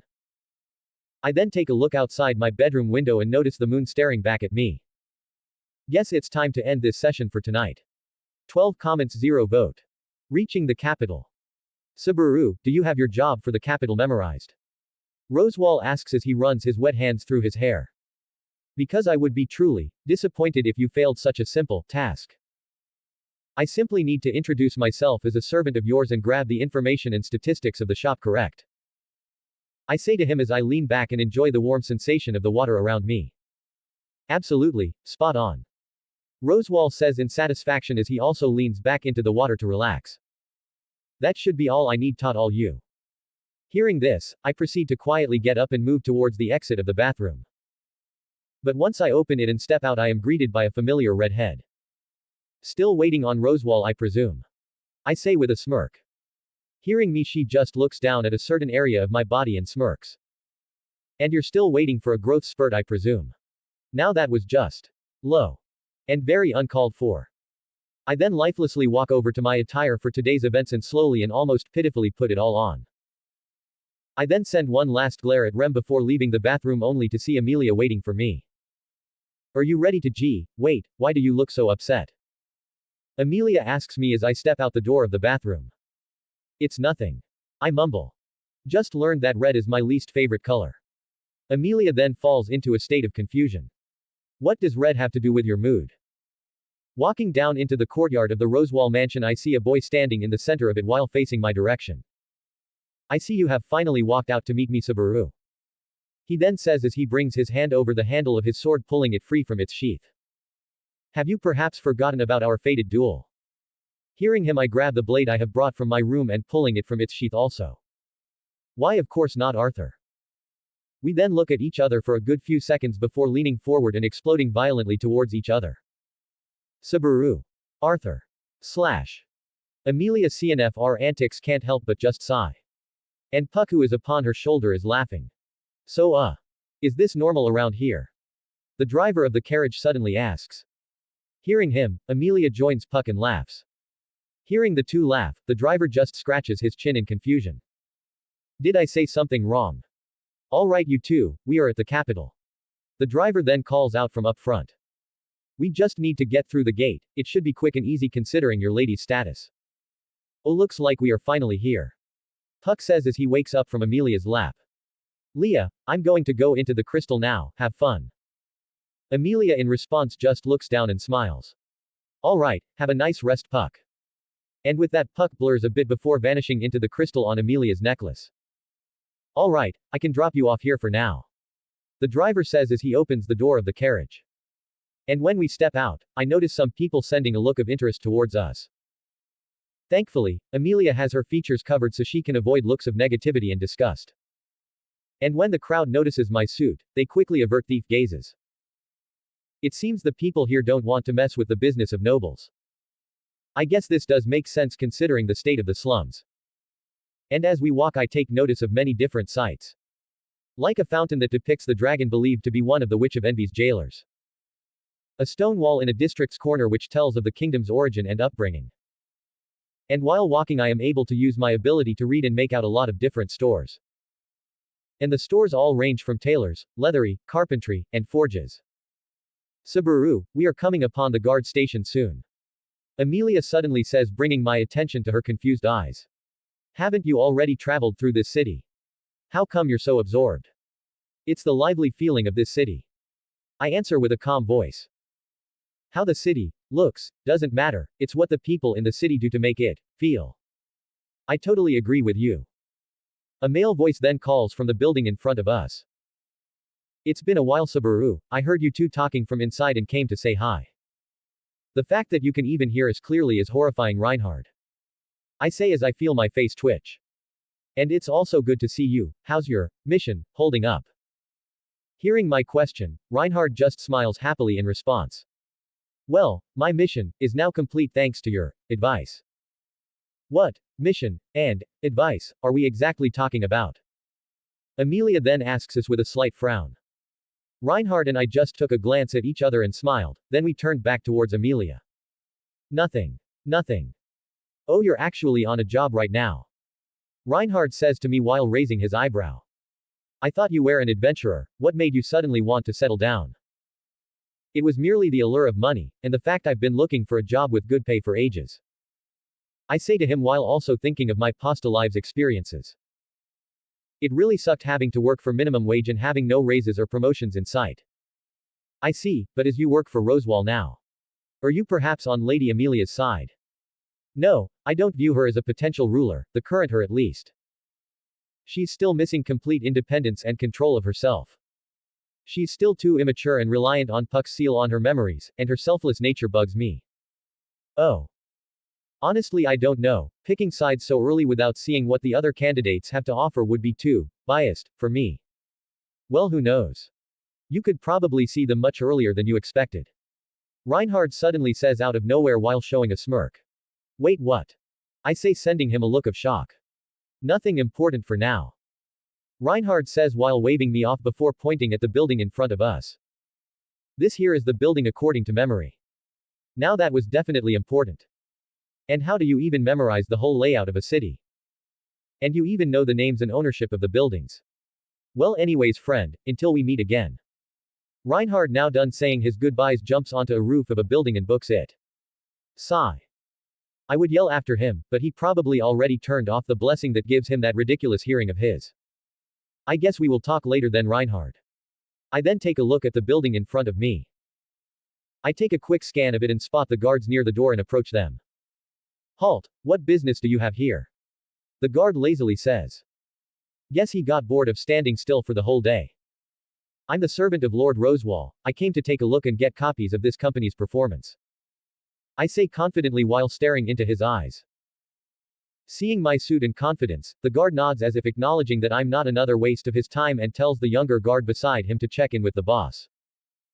And after waiting for about 5 minutes, the young guard walks out the door. The young guard then goes the run-down guard and whispers something in his ear. All of the guards then turn towards him wondering if I'm fake or legitimate. He's all right, sir, please follow me and I'll lead you to the boss. 15 comments, 0 vote. Meeting a candidate. Please tell Lord Rosewall my regards, will you? A man from behind me said as I stepped out of his office. There really was no conversation, not that I really wanted one anyway. All I came for was this folder in my hand. Inside it is all the information from this building's earnings. Rosewall owns this building and a few others spread out throughout the capital.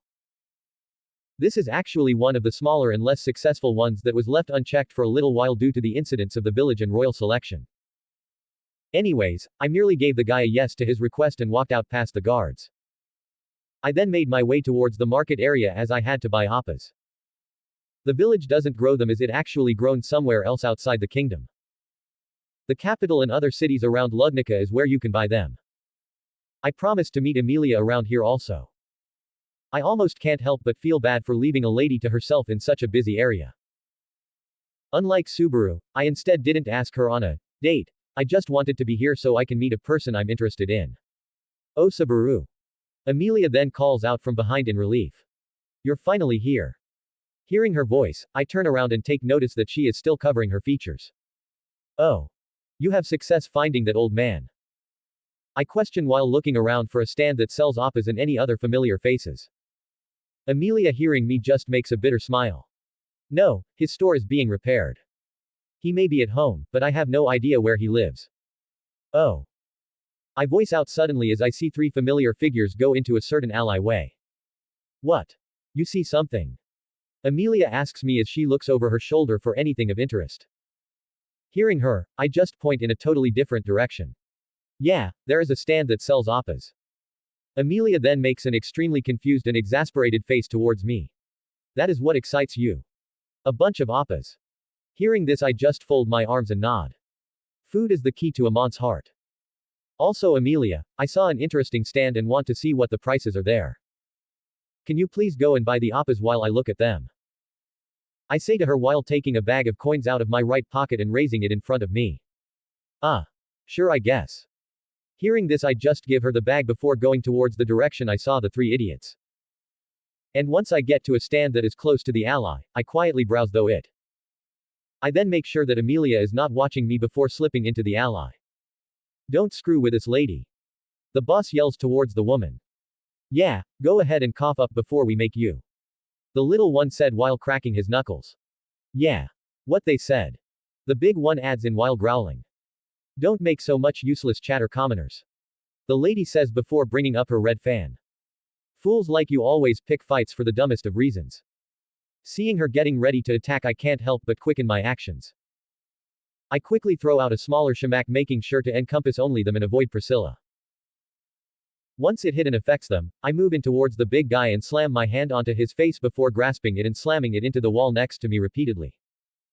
I then let go and let him fall before kicking him in his temple to make sure he's down.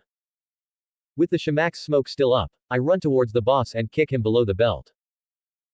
And as he falls to his knees, I bring my foot directly into his temple, forcing him to the ground before stomping on his head repeatedly. I then feel the smoke of my shamak lift as I was walking towards Shorty. Seeing his friends bleeding and barely breathing, the Shorty can help but step back unconsciously while looking up to me with fear. It's you. That one guy with the guard. He shakily says. Hearing his fear, I just sigh in disappointment. I then bring my eyes up to him before raising my finger to his forehead. This draws the Shorty's eyes to my finger unconsciously as he is still shook from my surprise attack. What are you doing? I then easily bring my leg into his temple and watch as he flies into a wall and bangs his head against it, causing him to faint from both pain, fear, and blunt force trauma. I then take a quick scan of the three and can't help but smile in satisfaction. I only did this because Priscilla would have killed them, and I still wanted to teach them a lesson for making an enemy of me. Hopefully, this will keep them from annoying me and anyone else who comes to the capital. Commoner. Priscilla's voice then calmly calls out from behind me. Are you perhaps done with such an unsightly scene? Hearing her, I then calmly bring my gaze towards her before taking a quick bow. Yes, I am done with these three. May I ask if this noble lady is unhurt? Oh. Priscilla sounds out while fanning. What a splendid commoner, knowing to lower his head before royalty. She then slowly closes her fan before putting it between her breasts. I am Priscilla Bariel, a commoner like you should be overwhelmed to learn of this lady's name. I'm truly happy for this opportunity, Lady Bariel. I say to her while smiling brightly. But inside, I feel nothing for this woman. All it really takes to please her is to feed her delusion of being the center of the world. Hearing this, Priscilla shows a self-satisfied smile as she checks to see if her orange hair is still tied while looking at me with her crimson eyes. Your flattery is on point, you could surely court any normal peasant girl with your tongue. Hearing this, I force myself to smile and bow. I am truly grateful to hear your praise, Lady Bariel. Say, where are the others? Shouldn't they be here by now? Oh. A aged and deep voice then calls out from the alley. Aren't you the guy who brought the sword saint along? I see old man Ram has finally arrived. Oh, looks like this is where you are. Amelia then calls out behind me. And who's th? And it looks like Amelia has arrived also. It looks like she'll finally be able to speak with him like she originally wanted to. Amelia then makes a serious expression towards Priscilla before looking at me with questions present in her eyes. However, I'm not interested in what she is thinking right now. A person I'm extremely interested in is with her. So this is the man who left the lass alone. The man says to me before moving his helmet towards Priscilla. The man is wearing a helmet along with a cape. But he has relatively normal attire below that. It seems I've found the lost child as well. The man then says while speaking to Priscilla. And upon hearing this, she merely smirks in return. And it seems you were waiting in the place you knew I would be. I commend you for your dedication. Al. 8 comments 0 vote. Making a connection with the otherworldler. Priscilla then stops talking to Al before sending a look at Amelia. Her gaze is extremely unpleasant, even for me. And Amelia upon noticing her gaze hides behind me. Seeing this, I turn around and move in closer to her. Are you not a future rule of Lugnica? I whisper to her. Are you not also the woman who will mend the relations between the races? Hearing me, Amelia just frowns in realization of her pitiful display and looks down. Seeing this, I merely place my hand upon her chin and lift her to face my eyes. If so, show me the conviction that you radiated on the night we sat together. I can then see Amelia's pupils dilate before seemingly coming to a decision. Thank you, Subaru. She tells me as she removes my hand and smiles with newfound confidence. Seeing her up to my standard of a leader, I turn around and face towards Priscilla. She seems to be intrigued as to how Amelia's personality took a full 180. It really was nothing though, just using some simple knowledge of her character and manipulation to bring up her mood. I guess I should finally introduce myself. I say with a calm smile and a quick bow of courtesy. I am Nitsuki Subaru, a butler under Lord Rosewall. Hearing me, Priscilla merely frowns. She is apparently displeased by the fact that a good commoner is working under a lord that supports Amelia.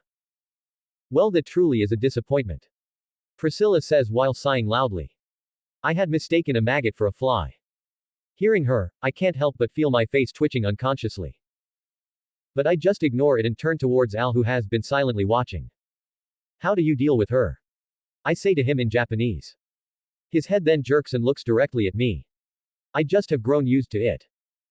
He says in Japanese as he brings his hand upon his sword. But who are you? An enemy or a friend? You are the one who decides that. I answer back in Japanese while focusing on the remaining shamaks in my sleeve. I am also someone who found themselves in this world and am relieved to find someone, like me. If you want, you could come by the residence of Lord Rosewall and visit with me. He then stands there silently for a second as if deciding on his next plan of action. But he then takes a look around and notices the thugs who I beat down. He brings his gaze towards Priscilla. Did you beat these men? Priscilla just looks between us with interest present in her gaze. I have no idea what you two are talking about. But no, this commoner over here decided to take them from me. Hearing this, Al visibly relaxed, he then turns his helmet back to me before speaking in this world's language. Well, it seems I'll be visiting you for a drink one day, Subaru. Smiling brightly at his answer, I raise my hand towards him asking for a shake. Why, it would be my pleasure to host a night of Lugnica. Seeing my hand, Al narrows his helmet's gaze into my sleeve that I purposely am showing him. As a gladiator, Al knows what it means to show someone your tricks. They are either a fool or trust you, but nonetheless a fool. This visibly makes Al relax more as he finally grasps my hand with his remaining one. We then gaze into each other's eyes while silently wishing the other well before I pull myself over to Amelia and he to Priscilla. Well, Amelia and I should get going by now. I tell the two before taking the bag of oppas out of Amelia's hands. It was a pleasure for me to land my eyes upon a candidate and also a knight of the kingdom. Excuse me. Priscilla then calls out before pointing at the bag in my hands. What exactly are the fruits in that bag called? Hearing this, I can't help but send a bitter smile to Al. Seeing my gaze, he only bitterly shakes his head in return. These are oppas, they look like this because they are not peeled. I say to her before tossing one to Al. If you still don't believe me, ask Al to peel this one. And with all of it said and done, Amelia follows me out of the ally. Subaru. Amelia calls out to me as we walk. Where exactly did you get to know that woman? Hearing her, I sighed tiredly before speaking. I saw those 3 thugs on the ground trying to mug her. I decided to then help her out. One thing led to another and she revealed herself to be Priscilla Bariel, a royal candidate. I see. Amelia says calmly while looking forward. Did she ask anything of you? No, she didn't ask anything of me, Amelia. She didn't ask anything else of me after that. We merely walked in silence. But I could almost make out a ghost of a smile on her face. Soon, we made it to our destination and saw a carriage out front. It seemed Rosewall and the twins finally arrived. Amelia and I were led in by Rem. And after that, Ram came by and dragged Amelia to get a bath along with a change of clothes.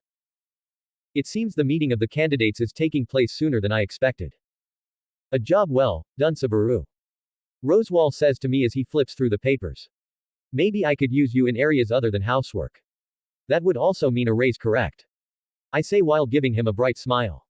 Why, of course. He says, also with a bright smile. An extremely small raise. Tisk, such a stingy lord I work under. I say as I click my tongue and look to the side. But this only earns some laughter in return from Rosewall. But Rosewall then suddenly stops laughing. I heard a very interesting request from the Sword Saint today. Seeing his expression, I stop my pouting and directly meet his gaze. What did he ask of me? He asked permission to take you with him to witness the selection of the candidates. He says as he begins to tap his finger upon his desk. As he is a knight under another candidate, I am suspicious as to what he wants with you. This truly is a complicated request for you, isn't it? I say to him before sighing. Amelia already doesn't want me to go. If she learned that somebody under a different candidate brought me, the Sword Saint nonetheless, would make her feel complicated. So, what do you want me to say, to him? Rosewall smiles as relaxes and leans back into his chair. Seeing this I can't help but sigh again. Why ask if you already know? I want you to tell him that it would be too bothersome upon, my lord, which is you. I say calmly while pointing at him. But please also tell him to visit and tell me of the events afterwards. Rosewall merely nods his head while keeping a smile on his face. I see, I will make sure to tell him this. I appreciate it. I say to him before leaving out the door of head office. 9 comments 0 vote. A leader's doubts. Leaning over a balcony present on the building we are currently staying in, I look over all of the people wandering about their own day. All of them have lives of their own, they all have ideals that they strictly follow, some even have their own little family to take care of. However, this can easily change in a single breath. A single attack from the witches' cult can easily burn out their happiness. The white whale or the snake could destroy all life present here. Even my boring life from back then could be ended by the press of a button. A single button press could endanger the well-being of a whole planet. However, I don't feel a sense of sympathy towards these people. They have no connection with me, they are but a lesson to me. A lesson that both mine and their power isn't nearly enough, a lesson that teaches me to stay idle. I only read until Arc 5, who knows what could have happened after that. The knowledge I have now can only be abused to a certain point. And Pandora is a huge issue. That is why I'm you. Excuse me, Subaru. Amelia's voice then comes out from behind me. I was wondering if you had time to talk with me before I left. Turning towards Amelia, I calmly smile and nod. Yes, I have plenty of time to talk. That was when I noticed that Amelia had a troubled expression upon her face. Is everything all right, Amelia? I questioned with a face full of concern. Yes, it's just something about what you said earlier to me when we ran into Priscilla. She says while looking at me with slight hesitation and a hint of doubt. Would I truly be able to show the same conviction without you? Or without anyone else that is supporting me? Would I be able to raise my head against those of the kingdom who despise my very existence? Would I simply do what I did in front of Priscilla and lower my head?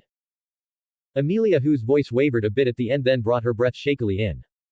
She then held it in for a bit before releasing. Can I truly do all that promise them? Hearing her words, I just close my eyes and sigh deeply. Amelia, aren't you being selfish? Hearing my question, Amelia's expression twists in pain and confusion. Aren't all the other candidates feeling the same exact doubt that you are feeling? Aren't they too questioning their success as a ruler of this kingdom? As a leader, you will definitely face doubt. You will constantly ask yourself many of these questions.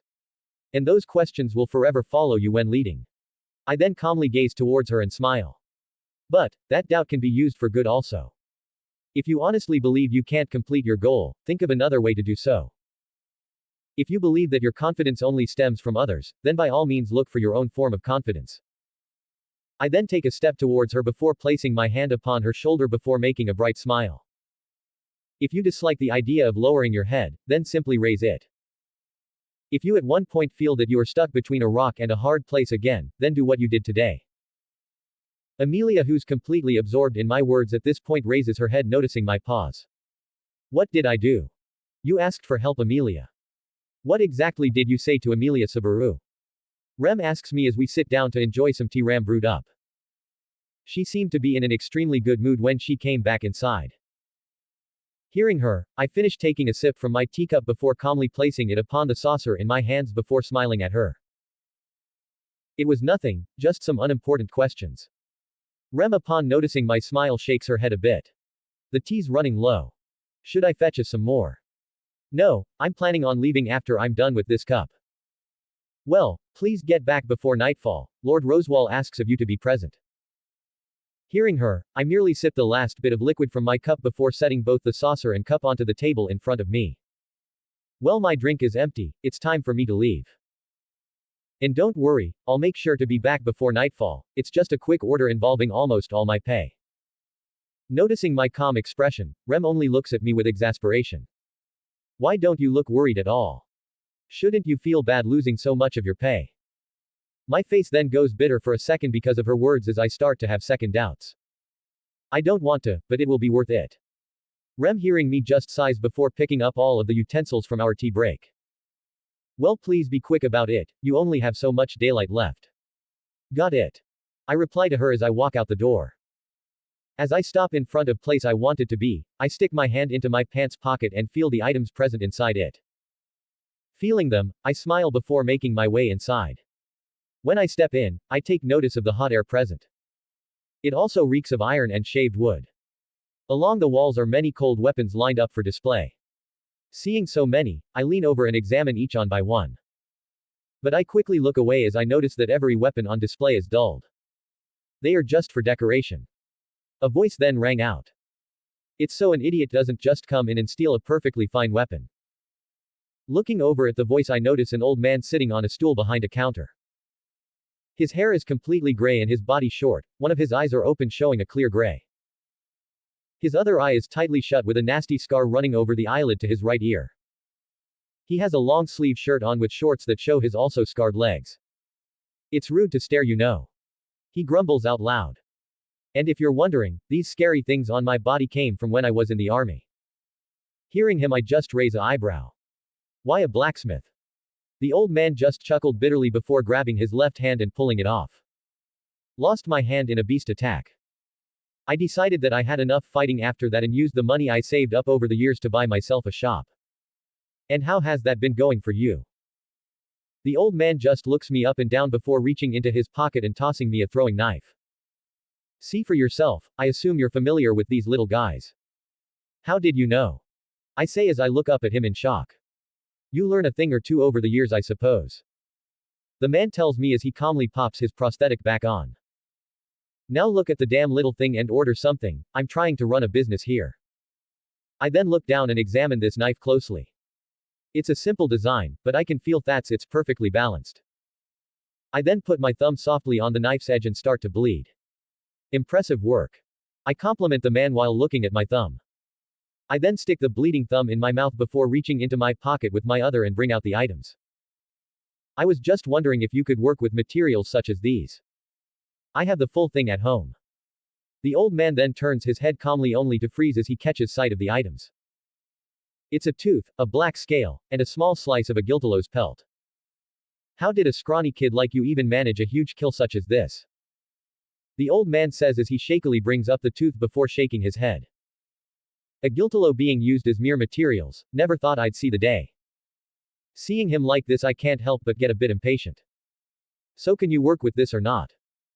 Hearing me, the old man just looks at me before giving me a sly grin. I can work with this alright, but it will cost you a pretty coin.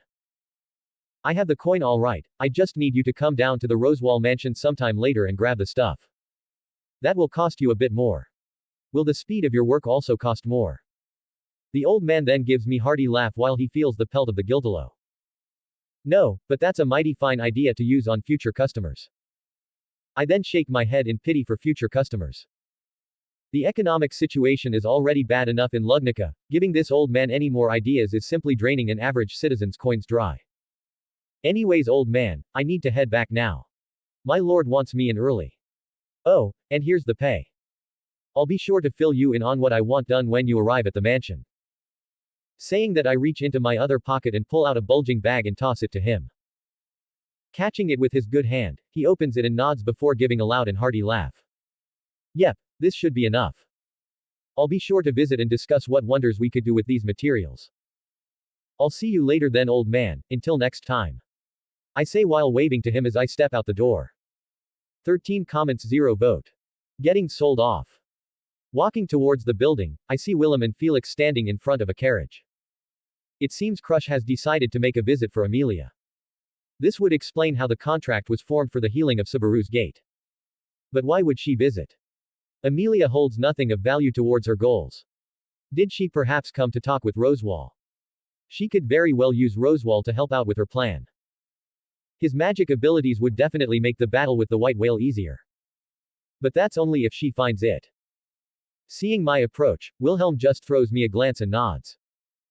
Felix on the other hand just smiles and waves. Seeing this, I just raise my hand to acknowledge their greetings before heading inside. When in, I notice Crush fading Rosewall, who is smiling calmly at her. So, you will stay out of this goal. Crush says as she looks up at Rosewall. You would not use this chance to find the white whale and slay it for your lady's goals. Indeed, I won't. Rosewall says to her as he looks up, noticing me. I don't have any time to waste on a pointless chase. And hello, Subaru. It's good to see you back on time. Crush, hearing him, stops speaking of the subject and turns to take a look at me. Who exactly is this? Crush says while scanning me up and down with her gaze. I haven't heard of this man before. Why, that is Nitsuki Subaru. He's only just recently started to work under me, he says with a smile.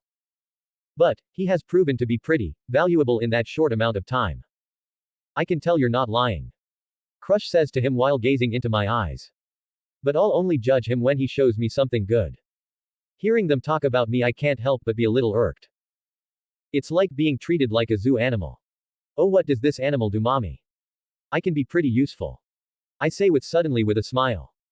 I even know some things that you'd find yourself extremely interested in. Hearing my statement, Crush just calmly raises an eyebrow. Interesting. How so? What could you possibly say that is valuable to me? Hearing her questions, my smile widens and I then speak in an extremely cheerful manner. Like how you need directions to the white whale, and how I know them. She then narrows her eyes in seriousness. Before then scrunching her eyebrows together in confusion. You didn't lie, but that's also suspicious. And I've never met you before, how could you possibly have known? I then look towards Rosewall and smirk when I notice the interest present in his gaze. If you want to speak on this subject, we would have to speak in private. Maybe you could invite me over in 2 days' time. Why 2 days? Crush questions me with a sharp gaze. Why not right now? And to her question, an attempt of intimidation, I just chuckle.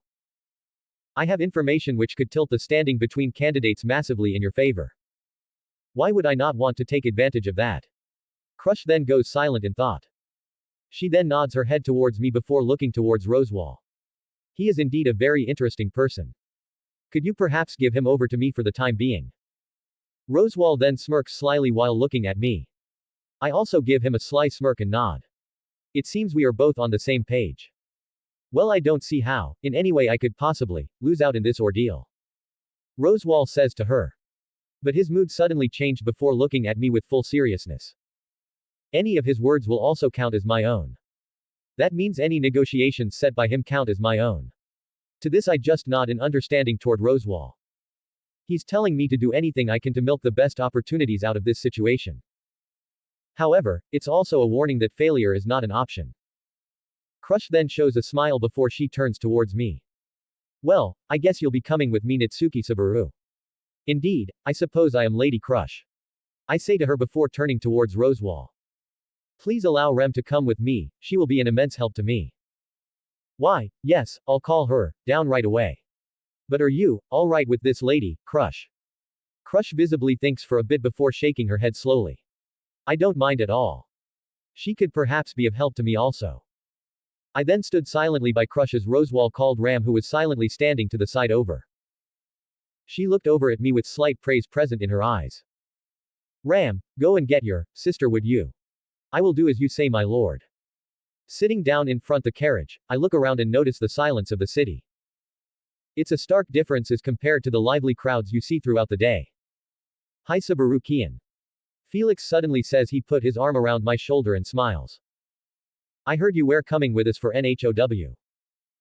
Feeling a familiar sense of discomfort, I calmly took his arm off my shoulder. Yes, but it's only for a short while. Your lady just has some things that she needs from me. Felix hearing this jumps on my back with a, NHYA. Well, I right about seeing you again, wasn't I? Feeling him on my back, I feel my ears visibly heat up. I then lean forward trying to get him off me, but he just slides further on top of me. Your NHYO good Subaru Kian. Felix says to me as he breathes into my ear before pulling away. You can always ask Yunayo. After his touch left my body, I felt my normal emotional state come over me before calmly gazing into the quiet and dark city yet again. Me and Felix then made some small talk every now and then. I tried to ask him about how restoration magic worked, but he just said it was an issue of affinity. You either could or you just simply couldn't. I of course asked him to check me. And he just shook his head at me. That kind of sucked since I really wanted a chance at restoration magic. It would have made my physical training much more easier and effective while also being a lot less time consuming. Soon after, about a good 10 minutes, we managed to reach Crush's mansion. As it was late, Crush just told Wilhelm to bring me to my room for rest. Wilhelm just nodded in his usual calm manner before asking me to come with him. But when we arrived before my room's door, he stopped me from entering. Nitsuki Subaru. He said while seriously gazing at me. Do you know what my family name means? Of course I know of the Astria's family name. It is the family that the Sword Saints hail from. Hearing me, he closes his eyes and solemnly nods. Then you should know of the last Sword Saint, correct? I then just nod at his words. Teresa van Astria, the past Sword Saint. Wilhelm then exhales deeply as his shoulders tighten visibly. He then opens his eyes with drive fully present inside them. Then you should also know that she was my wife. And that she also lost her life to that accursed beast. Indeed I do, that is one of the reasons I knew Crush wanted the white whale dead. She probably promised you revenge at the cost of your servitude. Wilhelm then looks at me for a little while before smiling towards me, and it's a smile of relief. You are indeed impressive, Nitsuki Subaru, you could indeed be a man I could one day respect. But that will very well depend on the information and actions you provide to my lady and I. Hearing his words, I just give him a sly smirk. Then that just gives me more reason to help out now, doesn't it? He then gives out a slight chuckle which gave me a shock. This man never chuckles, let alone laugh. I guess it does indeed, doesn't it? We then gaze into each other's eyes before reaching out our hands and giving each other a shake. Good night, Wilhelm Astria, it will be a pleasure working with you. Good night, Nitsuki Subaru, I hope you can help fulfill my lifelong dream. 31 comments, 0 vote. Discussing plans. As I look up, I can see a giant figure covering the moon. Its red eyes stare at me as it lets out a terrifying roar, sending air blasting into my face. I look to my right and see countless bodies all disfigured and lined up. I look to my left and notice people moaning like animals as they bang their heads repeatedly on the ground. An audible thump resounds as they repeatedly hit their heads, causing blood to spill. A mist surrounds all of us. And the beast stares down on us. Its gaze belittling our foolish attempt to slay it. Then I hear one last terrifying roar and see a shadow encompass the whole entire area. And I look up to notice the massive figure opening its mouth to swallow us whole. The screams around me only intensified as the moans of pain got increasingly less humane. The people to my left then started to gouge their own throats, desperate to end their pain. And the bodies of the fallen was dragged into the mist. And with the shadow of the beast growing ever closer, I screamed for only no sound to come out. I tried to run, but I couldn't move. I tried everything in my power to escape. But I couldn't. Subaru. Flying up into a sitting position, I notice Rem next to me. Her hands are on my shoulders, showing her attempts to wake me. I feel nauseous, my heart is thumping, and my brain is in overdrive. Subaru. Noticing my state of panic, Rem brings my head into her embrace. I'm here for you, it all right, it's okay. Feeling the embrace of Rem, I let myself focus on its warmth and care. I close my eyes and let myself calm down. My heartbeat and nausea lessen as I rest on her chest. Feeling better, I tap on Rem's shoulder. Feeling my tap, she then releases me and faces me with a smile. Thank you, Rem. I say quietly to her as I take the covers off myself and sit beside her on my bedside and then exhale deeply. Now why did you come to wake me? Rem then just looks at me with a smile before giggling. Didn't we have to go over the plans for today's negotiations, Subaru? Hearing her, my mind goes towards my dream. But I quickly shake it off for the task at hand. If anything, it's just reinforced my drive for the better. Failure will not be an option. Failure must not even be a possibility. That whale will definitely die. Walking inside the room, I see Crush sitting down drinking tea with both Wilhelm and Felix beside her. Looking at my chair, I notice that my chair is visibly lower than hers. This would force whoever is negotiating with her to look up as Wilhelm and Felix gaze down on them. The room is also decorated in a way that represents her wealth and power nicely. But against all of these things, I just calmly smile towards her and take a seat as Rem stands behind me. I'm truly impressed, Lady Crush. Hearing me, Crush looks up calmly with a sly glint present in her eye. I have no idea why I am getting praise, but thank you.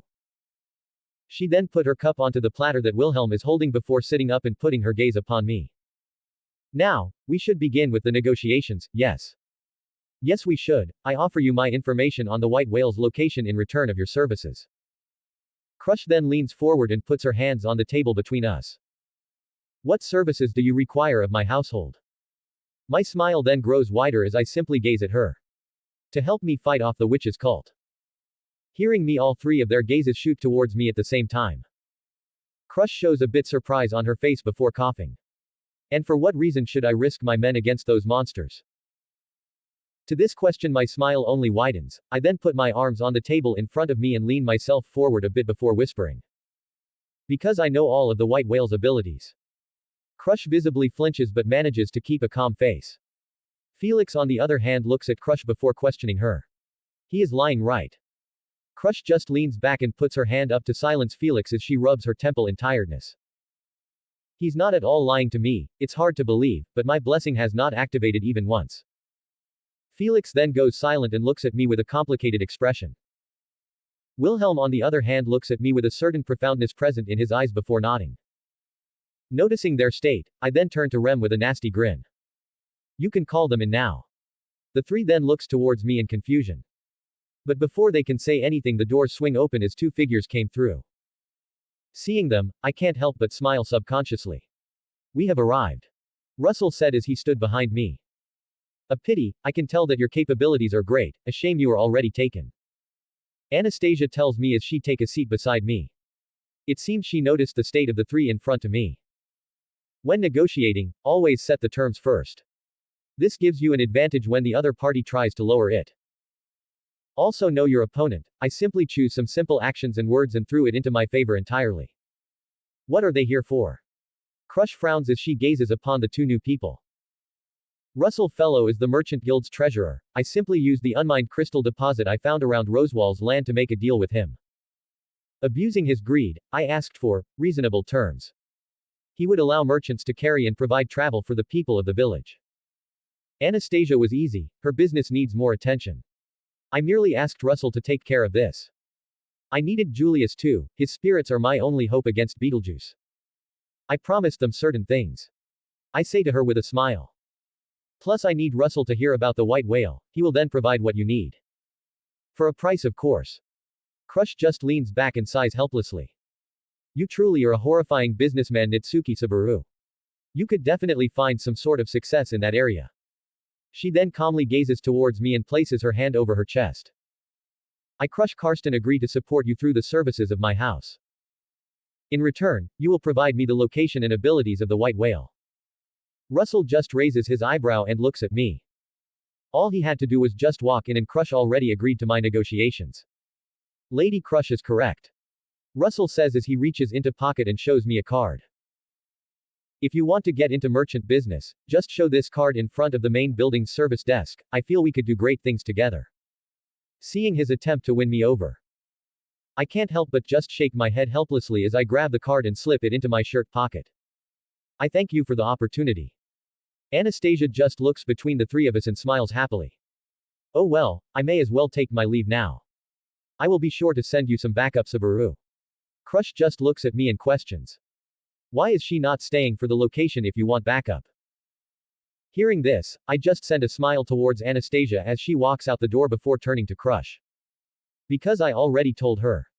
After all, it would make a good trump card. Having another party know your praise location would be detrimental to your goals. I however did leave out the abilities. Crush just sighs, she then visibly jerks up in shock before sighing yet again. I have never met a man like you, Nitsuki Subaru. To think that you would make me sigh in exasperation this much. But how did you come across this information? Crush asks, brining everyone's eyes towards me. Mrs. Crush, that information will cost you. Crush then shakes her head in disappointment. I see, that is certainly a pity. Well now, it's about time we moved on to the white whale. 13 comments 0 vote.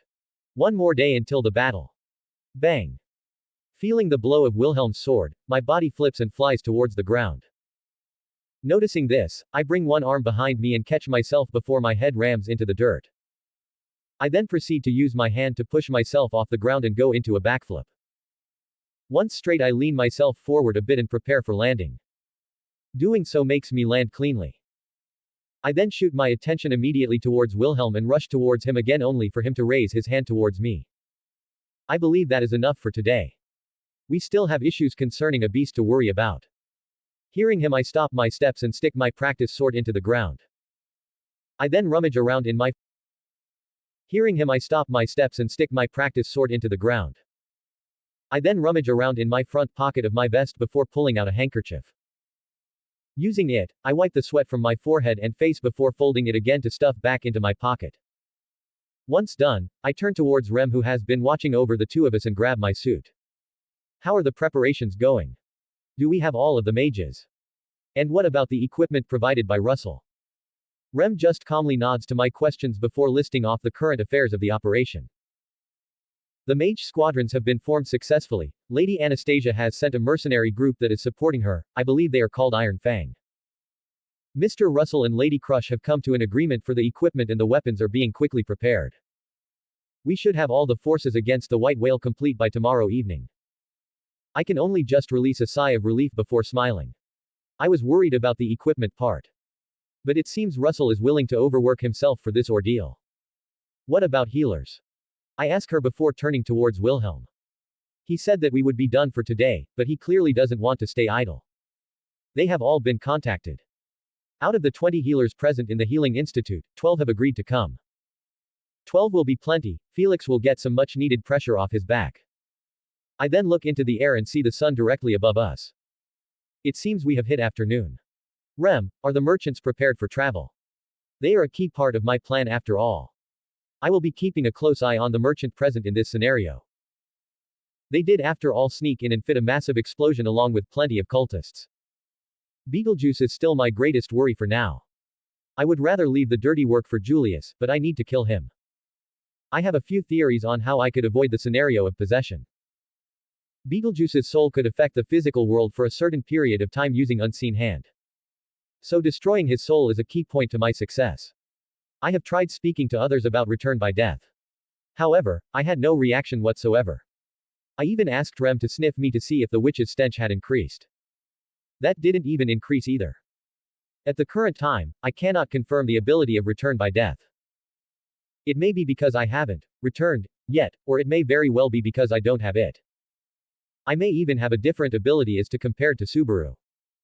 But that also made me terrified. That would mean that Satella has noticed the change present in Subaru's body. And knowing how the Witch of Envy part of Satella acted towards Subaru, it terrifies me to think about what she has prepared for me. Are you okay, Subaru? Rem asks as she pulls on my tux's sleeve and looks at me with worry. You seem lost in thought. Are you worried about the upcoming battle? Snapping out of my thought, I looked down and frowned towards Rem. Yes, I am worried. We would all die if things went wrong after all. The beast could just blast us with an overpowering mist and go straight into his second phase, causing countless deaths and panic among our soldiers. We could both even end up being forgot. Before I could finish, Rem just put her finger up to my mouth to shut me up. She then looked at me with a smile before shaking her head slowly. Subaru, you tend to get way too stressed over small details. You need some time to unwind and relax. How about spending time with me? Putting my hand over her own, I take a hold of it. She's right, I'm far too stressed. Thanks, Rem, I don't know what I'd do without you. Let's go get some tea or something.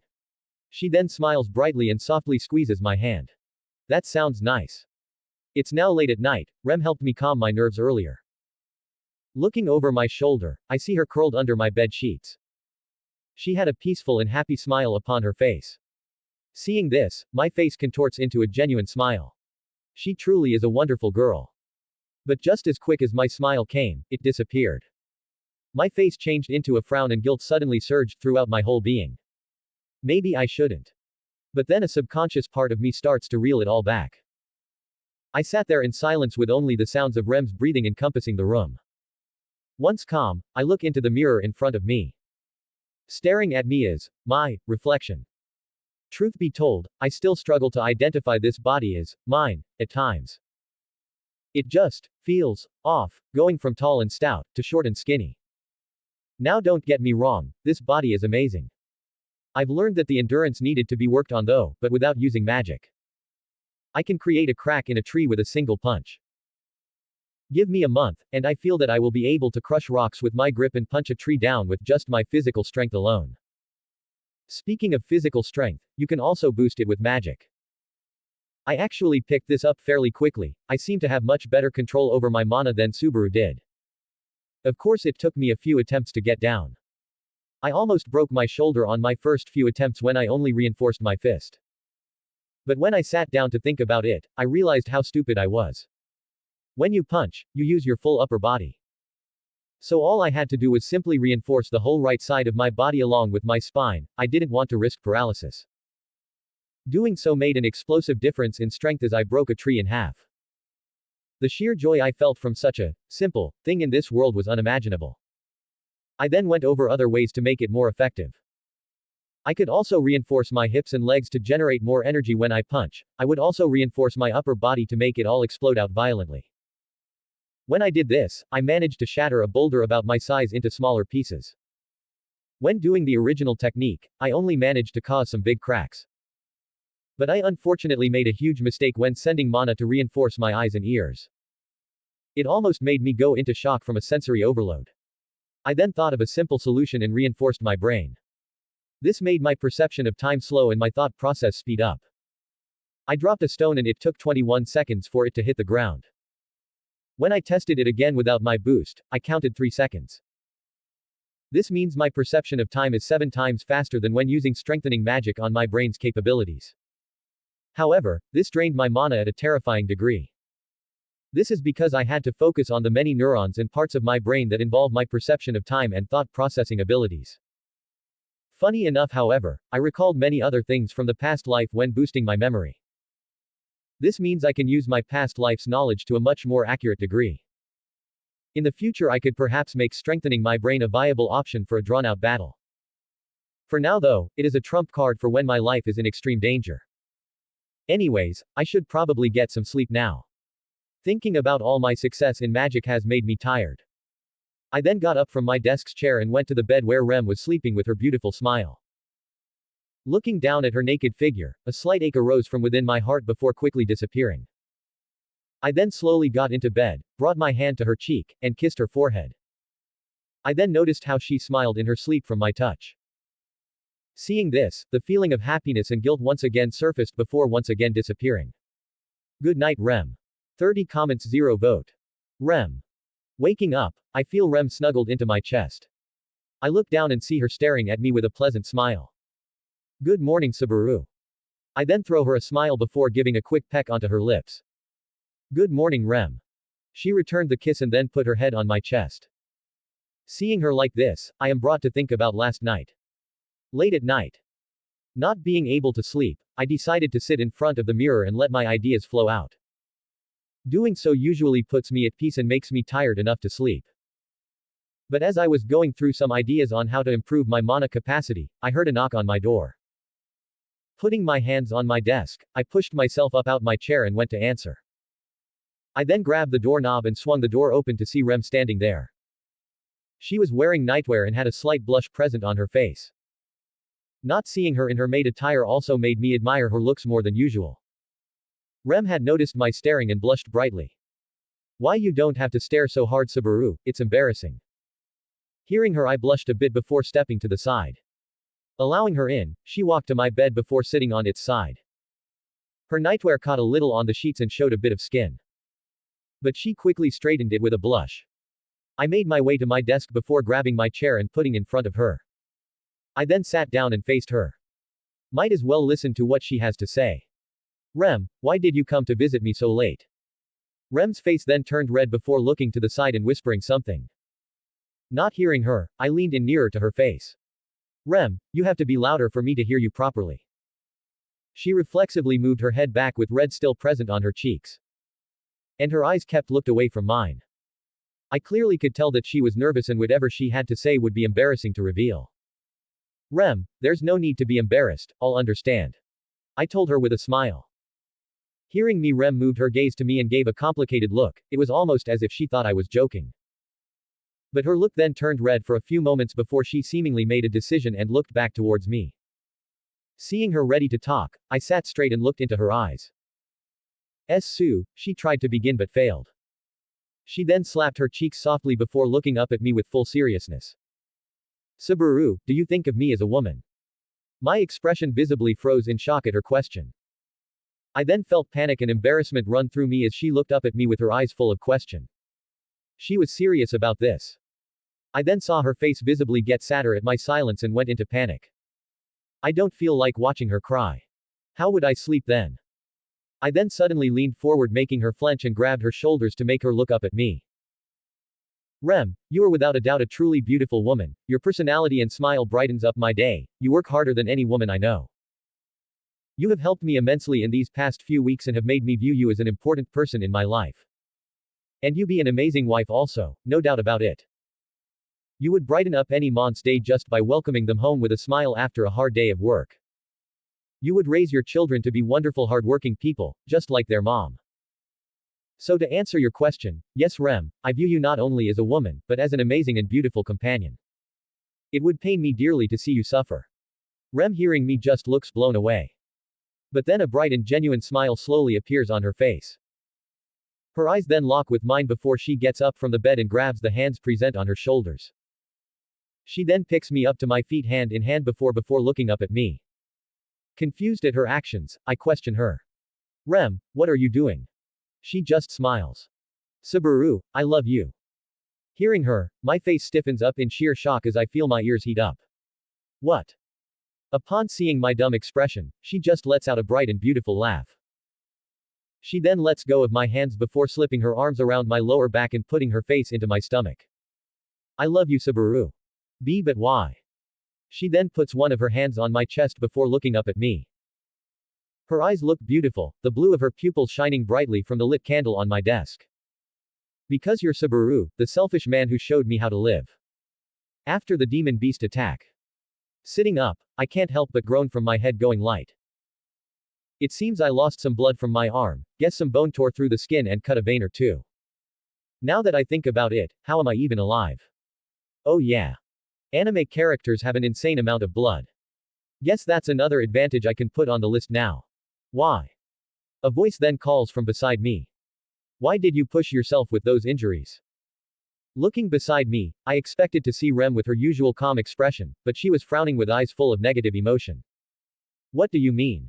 I can't help you now. Was I supposed to just let you go crazy and kill me? I needed to help you. It's because you almost died.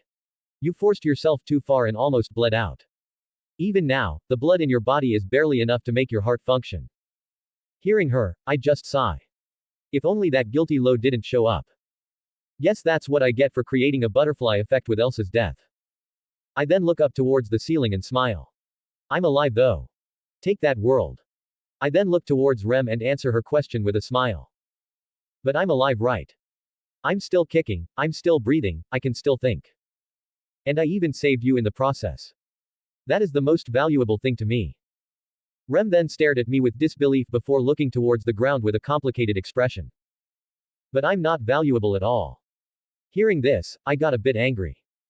I just risked my life, and you return it with that. No thanks. Not even a smile.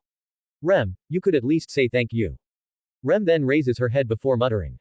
Thank you. I then raise an eyebrow. Thank you for what? Thank you for saving me. You know, I could actually use this chance to tell her a story. I don't know what she will learn from it. But I'm too bored and upset to see the person I saved from madness be upset about it. Rem, would you like to hear a story? Rem just looked at me with visible confusion present on her face. Probably wondering why I want to do such a random thing. Sure, why not? What's it's about? I then smile as I turn my head back towards the ceiling. It's about a boy who carried the weight of the world. Hearing just a bold statement. Rem looks at my smiling face with interest. That sounds interesting, what's his name? Shinji Ikari, the boy who destroyed the world. Back to the previous time period. Rem is brightly smiling up at me as she runs her hand over my cheek. She then keeps her hand still as she looks down with a slight frown. I was just as stupid as that boy, I also believed that the weight of the world was on my shoulders. I viewed myself as worthless replacement for my sister. I blamed everything on myself. I hated both myself and the world. I believed the world to be boring and only saw it in white and black. I was in such bad a state, that death seemed to be betrayal to my self-proclaimed duty. She then brought her hand from my cheek to behind my head and locked her gaze with mine. But that story helped me learn to give up that burden. And I smiled for once. I felt a genuine smile appear on my face after all this time. The weight that was crushing me down every day was gone. And I finally started to see the world in color again. I cried in happiness when I saw the beautiful sunset. I had seen it so many times before. I usually viewed it as a new day of misery done. But I actually looked forward to a new day for once. She then slowly pulled my head towards her own before giving me a passionate kiss. Still shocked, I unconsciously returned it. And once our lips parted, she laughed at my dumbfounded face. That's why I love you, Subaru. My shock took a bit of time to calm down. I was honestly still processing the words that had been spoken to me. Even in my other life, I never got such a passionate and true confession. But once I was calm, I saw Rem looking up at me with her beautiful smile that I had grown so used to. However, her eyes, her smile, the love present in her eyes, it all looks so enticing and beautifully new to me. Seeing her like this, I decided to just go for it. I brought my lips onto hers to answer her feelings with my own. She happily dragged her hand through my hair as she passionately returned it with a kiss of her own. She tripped and fell back onto the bed as we parted lips, also pulling me with her. We then found ourselves face to face with me over her. Oh no. I nervously looked down at her. Her face was a bit flushed, but her eyes showed love instead of fear, contrary to my expectations. Seeing this, I decided to be a man for once and take the chance. Can I asked her. She then put her hand on her chest and showed an moved face to look away from me. Oh, only if you say it. Smiling softly at her adorable request, I lean in towards her ear and whisper softly. I love you, Rem. 32 comments, 0 vote. Download the app for greater interaction. You can chat with me about my writing experience apart from the comments section. Havengi. Download app now. A last-minute visit. Lying on my back, Rem is silently pressing her head upon my chest. She has a peaceful smile present on her face. Seeing this, I feel a genuine sense of happiness. What are you thinking about, Rem? I asked her as I softly brushed her blue hair with my hand. She brought her hand upon my own before intertwining our fingers and looked up to me with a gentle smile and eyes full of happiness. I was thinking of you, silly Subaru. When did I get a nickname? Rem then started to giggle cutely before leaning her bare chest upon my own and grabbing onto both my shoulders and leaned into my ear. Just now. She whispered as she leaned her head back before giving me a long and passionate kiss. I softly laid a hand upon her waist and brought the other behind her back as I returned her offering. I just didn't want this moment of happiness to leave me. And I knew she also wished for this to last probably just as bad. When we finally broke our kiss, we were gasping for air. Our hair was messy, our eyes full of love, the taste of the other's drool present on our taste buds, we both wanted to see and know more about the other. I then brought my hand off her waist before placing it softly on her thigh. I then slowly moved it up before stopping. I wanted Rem's permission. Rem just looked me in the eyes for a few seconds before leaning in to give me a kiss. She then moved her hand over mine before leading it up in a slow manner. But we both suddenly froze in shock as a loud series of bangs came from the door. I could only feel embarrassed and angry. It was about to get good. I seriously felt like jumping out of bed and beating whoever was behind it to a pulp. But Rem just put her hand on my cheek before leaning into my ear. "We'll continue at a later date, silly Subaru," she said with a whisper while giving my earlobe a slight nibble. She then calmly got up from my lap and started to get dressed only to find out that all she had was her now torn nightwear. I kind of lost myself in the moment last night and ripped it off. She then threw me a slight pout before pausing in thought only to then smile brightly. "Hey Subaru, did you bring that tracksuit or whatever you call it?" Yeah. I was planning on wearing it for the ba. Wait. You're not planning to wear it, are you?" Rem walked up to me before sticking the torn nightwear up to my face to tease me. "Well, I can't wear this now, can I?" Looking to the side in embarrassment, I point towards a certain drawer of a dresser. "Fine, it should be in that one." She then happily walked over and searched through the drawer before pulling out the tracksuit. I then turned around to give her privacy as I also got dressed. Now dressed, I straightened out the cuffs of my outfit before looking over at Rem. Her blue hair is a bit messy and is currently showing both of her ocean blue eyes. The tracksuit fits loosely onto her body with her hands covered by the sleeves. The pants couldn't fit her, but the tracksuit could cover her body just enough to count as a mini skirt. The zipper was zipped up low enough to only show her cleavage. The reason for this was because if we zipped it up too much, her underwear would show. I then looked towards the door before ushering her to stand behind me. Rem just nods and tightly snuggles up behind me.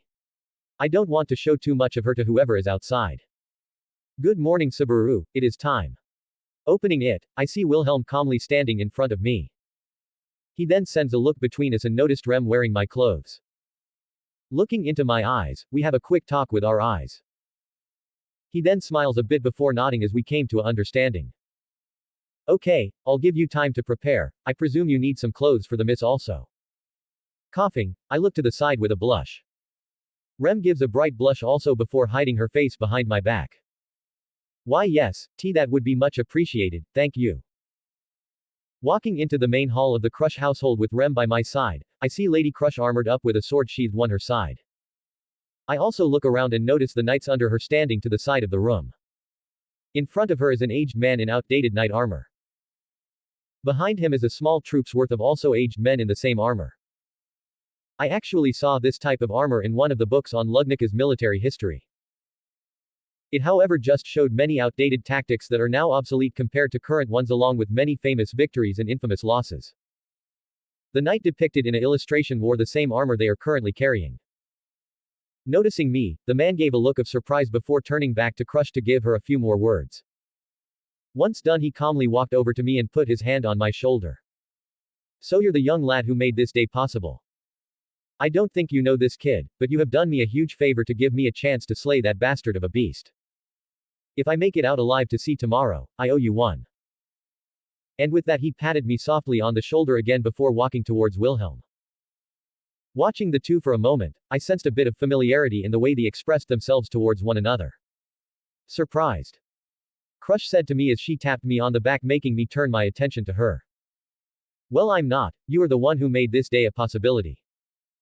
Without you, I'm sure we wouldn't have been as nearly as prepared as we are now. Thank you for praise, but have we got all the equipment and weapons together? Do we also have backup plans B, C, D, and E prepared?" Raising an eyebrow at my reaction, Crush just lowers her hand to her side before nodding. "Yes, as sure as I am that we probably will need B, I'm not nearly as sure as C. And we most definitely won't need D and E." Sighing in relief, I look towards all the people present inside the room. All of them are doing something different. Some are simply chatting with the friends they have made over the years. Others are silently sitting down getting their mind honed for battle. And the old men all have an eager aura about them, they are without a doubt the most eager out of the bunch. When are we heading out to meet with Iron Fang? We should head there in the afternoon. Crush said as she tightened a loose strap that was present on her left arm's bracer. If all things go according to schedule, we should also get the mages to arrive at that time also. The merchants came by have already given the required equipment and weapons, they will come back the next morning once the battle is over.